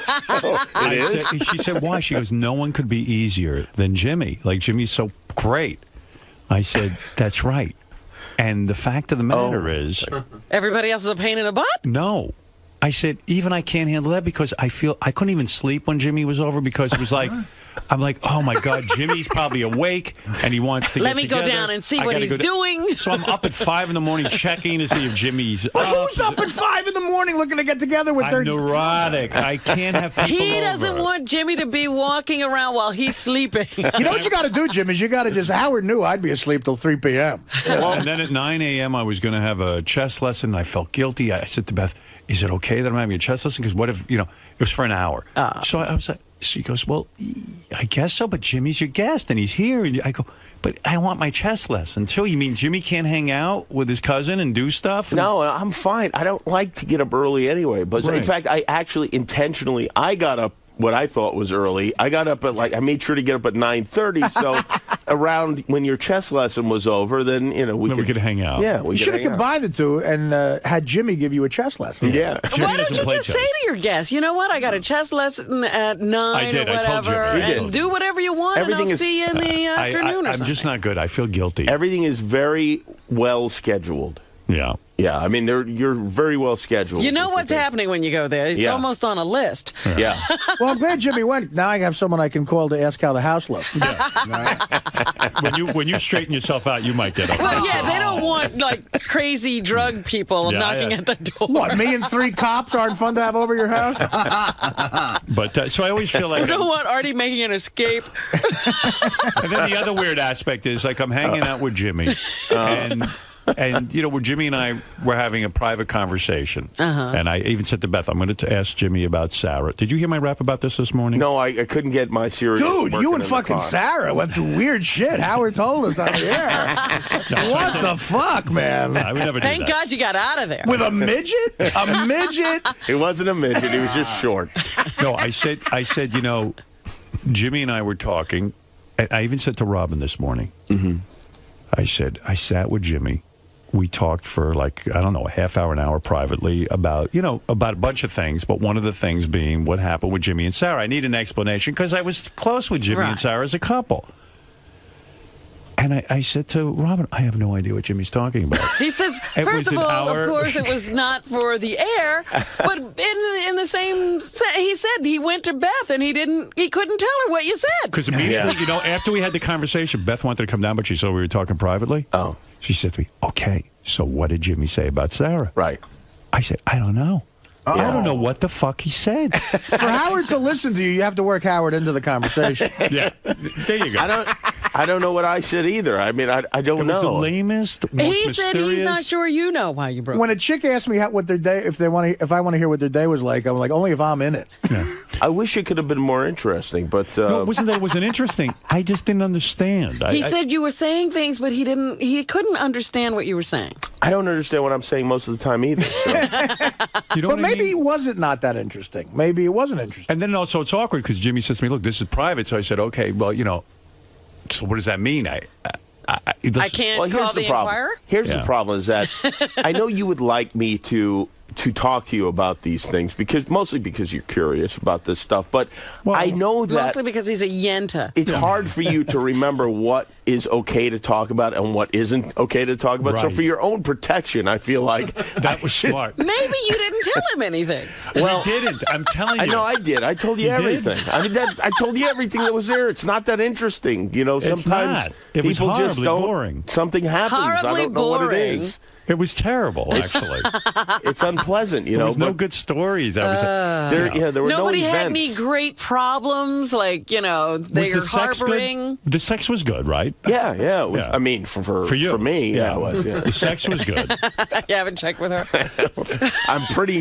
I think I could safely assume it wasn't that great for her. But the public thing was your juice? the public thing was that she broke up with you supposedly. Yes. Yeah. Both times? No, actually, I broke up the first time. She broke up the second time. Ah, see, that's Yeah. something I didn't know. Yeah. No. Who's going to break up the third time? I don't think they're getting back together. Is it over? Howard we said had he the could rubber get match. you. Howard said he could get So, you two back together I can't. if you just gave him a little time. Now you think you can't. Well, he can't even listen to Jimmy talk about the problem. He couldn't stay in the No, room. I listened. I didn't understand it. I You didn't know what? want to You should interrogate her. That should be what you do because maybe you'll get more. Because But alone, like in a situation like that. I'm not the kind of person that looks for reasons afterwards. It's if you don't like me, I don't like you, and that's Well, that. then why did you break up with her? Oh, I don't even know. I just felt just depressed and just felt like that was something that I felt like that was the reason why I was depressed, and then I became even more depressed After you broke up. after we broke up. Right. Yes, You heard the music. I know. What's the music? Fred, you kill it with the music. He does. He does. I could have. I was almost on the hook. Yeah, you I were almost right there. started crying. Wait, I missed it. What did you say? I asked, so he broke up with Sarah the first time. Yeah, you see, you're getting more out of him than I did. You needed me I told there. you that. I know. I did. Well, now that Howard's listening because it's on the air. No, I listened. I really did listen. And he I said could tell he- you, I could tell you everything he said Wait a because he minute. didn't say anything. I'm Yeah. going to tell you what he just said. Yeah. So he was suffering a depression. Right. He decided it was the relationship that was depressing him. He didn't tell me that. He broke up, and then he got more depressed. Do you so understand? that's You why missed he, it. More or You less. missed it. Yeah. More or less. Do you understand how bad that sounds? Like men want to have the perfect woman, and in a sense, Sarah is beautiful and she's funny, Talented, she's smart, funny. Oh, my great God. conversationalist, and we still get bored. This is what happens. It's not even bored, really. But you're right, though. Yeah, it is. It's troubling because you think, oh, if I can't stay in a relationship with this person for a long time, Right, that's there I isn't can't anyone. do it. Yeah. And that's what starts to depress you. Yeah, Yeah. exactly. And it's starting again right now. Is it that you think the two of you are just not in love with each other anymore? Like the love left? Well, they were in love at your wedding. You guys were all over each other at the wedding. Holy Christ, I had to make out with my shitty food. I mean, you really were. And it was so I guess at some point the two of you just realized, like, yeah, we like each other, but we're not in love with each other. I guess so, yeah. Yeah. She decided that. Oh, she decided. That was funny at the wedding. You're in love with her. No, I'm not. I told you. Yes, but when it's over for me, it's over. You close the door. I close the door. Right. So But because I you put my open the penis door- through the keyhole. Yeah, but you open the door. If he opens the door, he'll be in love again. You close the door, but you open the door again. Let's put it this way. When the door's closed on me, the door is closed. Yeah, but When I close the door. Jim, for every door that closes, one opens. You're right. You're right. And the one you better So open are is you, the heroin are you door. on a tear now? Oh, yeah, I'm on a real tear. He's fucking all of Hollywood. He's having sex with Cousin Sal. Let me tell you what I did last night. He's having homosexual incest. I went to dinner with my friends Alex and Martha Wallow, who listen to the show, and had a huge steak, and then almost was pretending to make conversation outside the restaurant where I was almost certain I was going to shit my pants. And then I got in the cab and desperately tried not to shit my pants, and then thought it might be funnier for the show tomorrow if I did shit my pants. Who cares about shitting in a cab? You've never done that? You mean you had a big steak? Yes, And it made immediately you- it became went through you. an angry ball of shit. Jim, that you're wanted not to a come New out. Yorker. Sometimes you shit in a cab just to make it smell better. And then you wanted to take a shit. And why didn't you do it at the restaurant? Or are you too embarrassed? Oh no, not at You the would rest. never Plus, should've everyone knows I come out sweating. I have to take off most of my clothes. So then I get upstairs, and I know this is going to happen because there's a nightmare happening. Is that my cousin Sal has the key to the room in his pocket, and there's no way he's just flipping the door open and letting me run right through. There's going to Did you tell Sal you had a shit? Oh, I told him I had to shit, and I realized that was a terrible Wait mistake. a minute. You don't have your own room? You and Sal are in the same room? Yes. What the fuck are you talking about? This is getting worse. Sal's on the show. They didn't get him. Well, they didn't, They didn't fly him here. They tell you can bring somebody out with you, Jim, that is fucked. What are you doing? Well, the truth is, I brought two people. I brought Jill Lederman, our producer, so she had a room, and then Sal and I stayed. We don't mind. We like staying in the same room. Holy mackerel. You really aren't in show business. I guess not. Really? Jim, they used to get everybody at Mad TV their own room. I'm not on Mad TV. Yeah, well, actually, Nightline, they've got 4 people in a room there. Martin Courtney Bashir has like Thorne-Smith. 17 people living in a room with him. Hey, would you? So did he get the key open in time and you took your shit? He did, but there was some torment time where he held the key up and showed it to me and waved it to me, and I was like, "Open that fucking door! Will you open that fucking door?" Or you're fired. We're gonna shit all over you. Don't make me shit in Jim Belushi's room again. That's right. Would you have Sarah on as a guest on your show? Not right now. I don't Wow. think. Eventually, maybe. Wow. Yeah. Really? Is that interesting? Yeah, that is interesting. Not good enough. We're just really No, booked what are you up. talking about? Not good No, enough. it's not No, good it's because enough. she's doing every other show. She's busy. There's no openings at your show? You know what? We've got a lot of bookings right now. And no, I don't know. I just think it might be Awkward. But it'd be fun. might be more unpleasant than it would be worse. Sarah, there's a very funny stripper I met who's doing a set. Why would it be unpleasant? Well, why do you think? Because but she was, listen, when you were going out with her, yeah, she was on the show like every week. Well, not that much. I mean, yeah. a lot. She was like your brother Theodore. And now all of a sudden there's no presence of her like she was doing the. Well, I'm it's not fucking like people Matt like, Damon. where is she? I mean, she was on maybe twice a year. I mean, it wasn't like Is that she true? was, Yeah. Oh, I didn't know that. I thought it was more. But she was on in the time that you two got back together. Yes, she was. Listen, I've been on 5 times, and twice when I was on, Sarah was on. Jimmy's going to hang out with us all morning. He's going to be here for a while. Ben Stiller is waiting in our green room. Oh, he is? Yeah, so what we'll do... What he's saying is a bigger star has now... No, Jimmy's hanging out being part of the show. He'll be here during the Ben Stiller You can interview. sit there while Ben is... If Ben Stiller's sitting here and Adam Sandler comes in, we'll have Sandler. That's Jimmy's cousin, Sal. Oh, this Hey, is the guy you everybody. spent Good guy. the weekend with? Yeah. Fantastic. He's a nice guy. I was a little worried about him, but he's a nice guy. Sounds very quiet. Yeah. He's another Tom Cruise lover, this kid. Hey, Jimmy. Yeah. What's going on? Now, do you have to leave? I think I have to leave soon because I have to do Regis and Kelly. You're doing Regis and Kelly. Without Regis. Sans Regis. Yeah.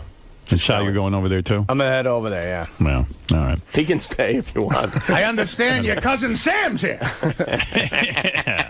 So am I saying goodbye to you? I don't want to hold you here. I think we Kid. have to All right. leave, unfortunately. Sadly. Sal, good Yeah. seeing you. Thank It was you. nice spending time with you. Great seeing you. Jimmy, I wish you continued success. I hope these upfronts, whatever Thank they you. are, go Now- well for you. Now I feel weird about the next time.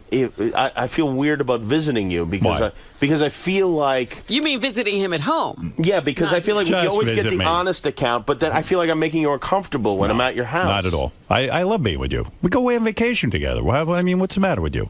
Well, I don't, because you said then you feel like you have to entertain me. You don't have to entertain Don't worry. me. I know. I'm I know. self-entertaining. Believe me, and so am I. Okay, good. How dare you? Look, I don't know what's going on in your romantic life. I'm sorry Is you he and dating? You didn't even find out for us. I would never ask. I don't know I'm what dating he's doing. Neil Patrick Harris. You're not the type of guy that we're not going to open up the tabloids and see you're dating like every woman in Hollywood. Now that No. you're free of Sarah and you're a single Definitely guy. not. You're not. You're not going to womanize. What are you going to do? You know, are I'm you not going like to that. a dating service? Are you? What are Yeah, you doing? I'm on, Millionaire matchmaker? I'm on that Ashley Madison. Well, he You're has on a Ashley certain- Madison. You only date married women. Yes, I'm only fucking married women. Well, Jimmy has a certain type. I think he's going to ask Elaine Boozler. And so the dating will begin. The dating will commence as soon as you get over Sarah. Theoretically, yes, I guess so. Yes. Excellent. We can't wait for that. Who will it be? Jennifer Love Hewitt? Well, who will the lucky lady Will be? you be picking up women on the show? Will you do that? Lou? No, I don't think so. I can't imagine that will happen. Who are your guests for the rest of the week when you get back to L.A.? We'll pick out one Well, for you. Ben Stiller. right, you I can't go out really with don't him. know who the guests are, to be honest with you. Do you fantasize that you'll be with another famous woman? I mean, Sarah was famous. Was that certainly. fun? I've decided never, ever to go out with another famous person. Is that true? Mm-hmm. Why? Unless they're really, really good looking. What? Kathleen Turner.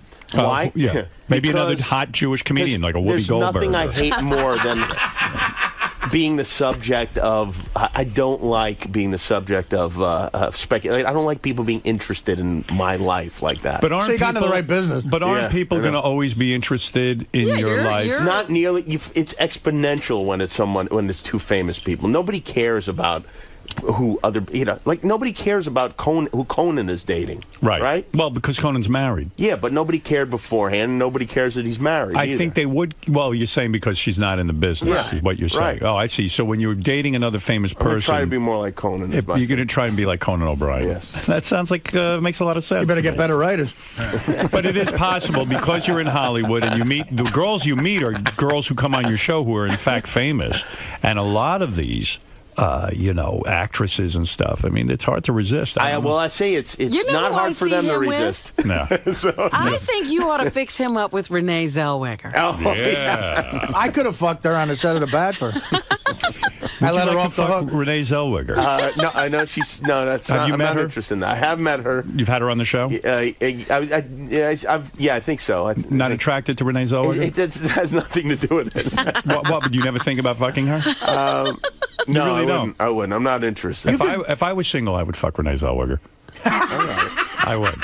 You could get her at Bridget Jones' Diary. I told you I don't want to go out fantasize- with anyone famous. But wait a second. You don't fantasize like maybe a night with Carmen Electra or nothing like that? That's not my thing. What do you mean, not your thing? Well, wait a minute. What about some Why- supermodel? Explain No. that to me. What do you mean you can't take Carmen Electra? I need.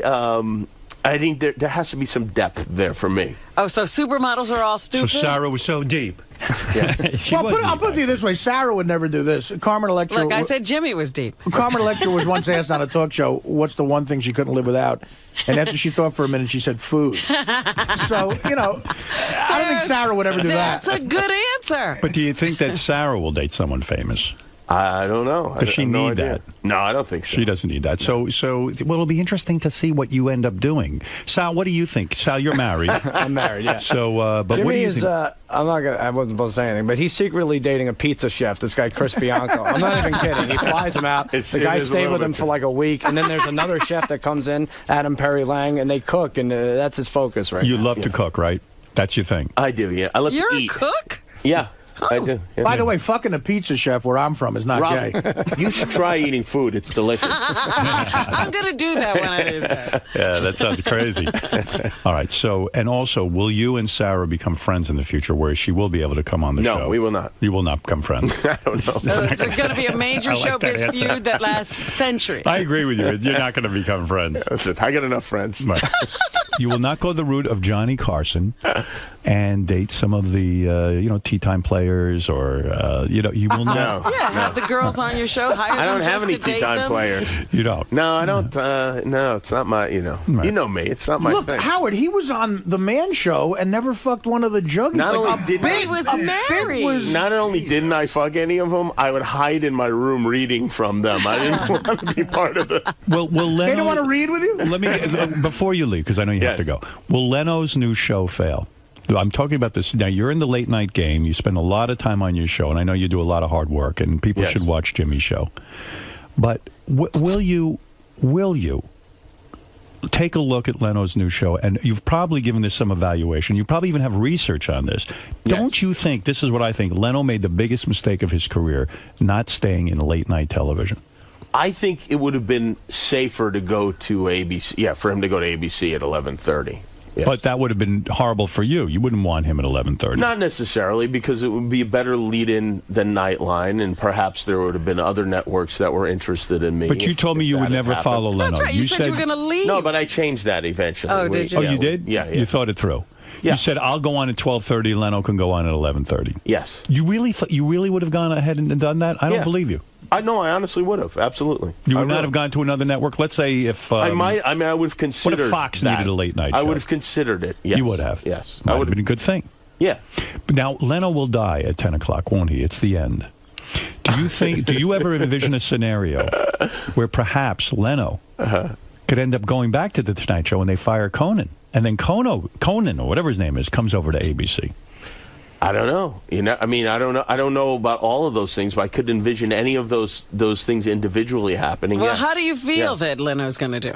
I don't. I give us your prediction. I don't. You know what? I don't think it's going to be successful. I'll be honest with you, and I don't think it has anything to do with Jay. I think it has all to do with the local affiliates and their news, where they make all their money. And if the lead-in is not as strong, they're going to scream and yell and demand something, and it's going to be a mess. This Leno move could be the end of all television, is It what could you're be. saying. Right? This could actually Let's end hope so. television as we think Let's about hope it. so. We should start Twittering more. Will Jay take Stuttering John?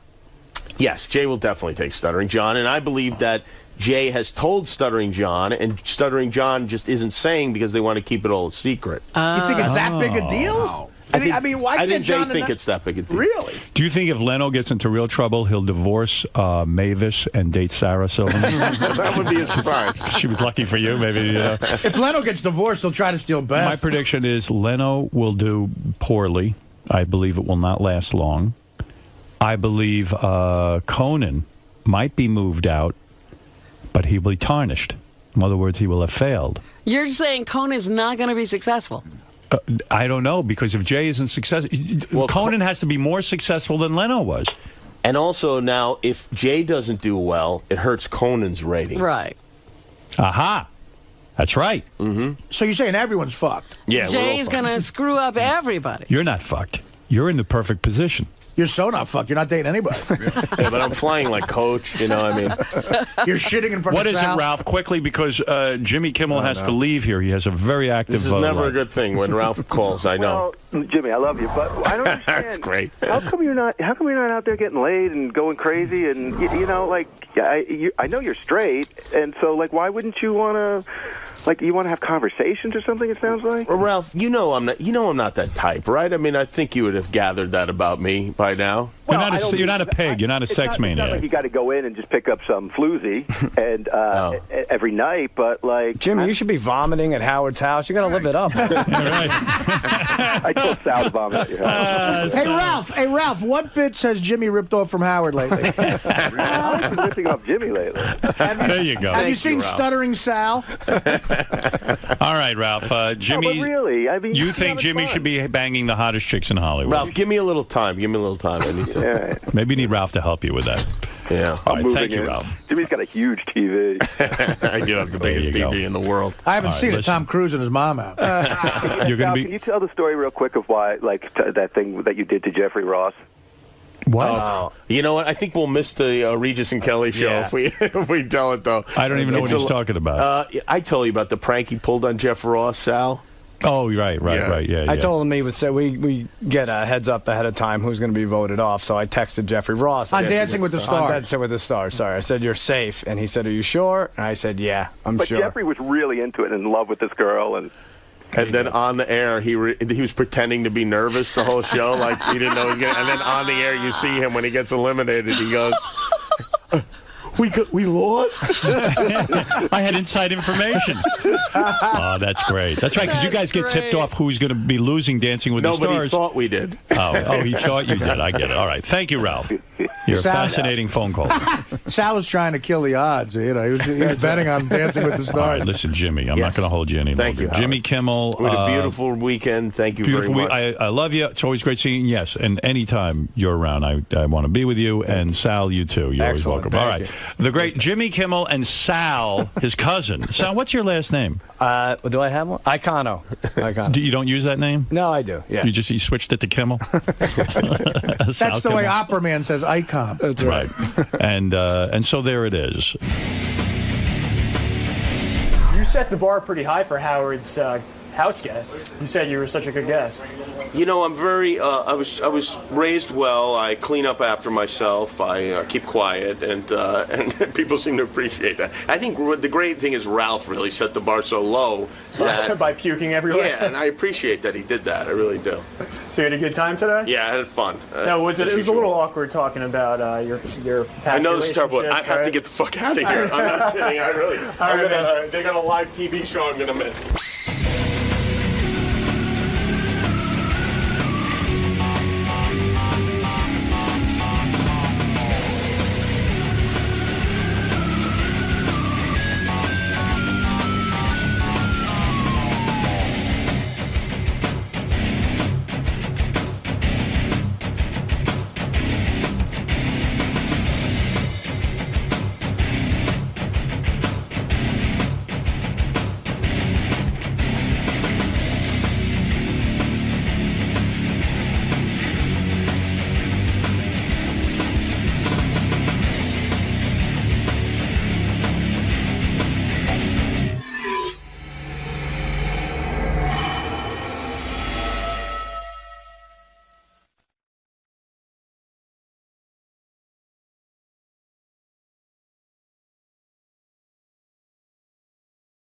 I really am. Nah, I kind of am. I'm kind of done. I mean, I love it here, and I love doing the radio show and all that stuff. But I think after a year and a half more worth of shows, it's time for me to sing my swan song. You know, and some things are starting to bother me, and I don't want it to get ugly. Oh. You know what I mean? There are things around here that are bothering me. I see. And I'm not the type that complains to people, so I just let it brew inside of me, and then I just leave. But, I don't know. Stuff bothers me. Stuff bothers me all the time, but I don't know. It's enough already of me. Well, David Hinckley just had to change his article. Yeah, well, I don't know. You know, it's like Jimmy said to me over the week. He goes, "You got to stay. You know, it's so great. The show's never been better. Blah blah blah blah. You guys work so well together." I said, "Yeah." I said, "We do." I said, "We're good at this, but how much longer can you keep doing this thing?" Well, here's a rap that everybody gives me, and so I'll ask you now. You'll be fine doing nothing. Everyone Right. says, "Can Howard?" People go, "Howard, I know his personality. I listen to him. He's a personality. Can he stay home and do nothing?" Well, he won't be, doesn't have to do nothing. You know. No, there are things I could do. I could straighten the pillows. I have to have a meeting. I have meetings about everything. You know. I guess I am the. I am the leader of the show, so I meet about everything. My meeting today is with Gary, Laura, my assistant, and Tracy. Because I got something set me off. Carol Leifer, who was our guest the other week, sent me a box of chocolate. So, I get a list of things that were sent in. So now probably that's a week old or something, or I don't know how many days old. It came in last Wednesday. Last Wednesday. So I got word today So, you know, I got to put a system in place where somebody back there goes, oh, Carol Leifer was a guest. She sent Howard a personal note and a gift. It should go right over to Howard. Right. In other words, we're not going to go through the usual system of putting. If someone's got to be a week later, it'll show up at Howard's desk. Somebody's got to be a little bit on top of that, so that I can get and then I want to figure out how I can get a note to Carol Leifer real quick, a personal note. You know, like maybe I dictate it to either Tracy or Laura, and they. I don't know if any of them. Laura takes dictation. I can just go, hey, Carol, thanks so much. You know, you were great.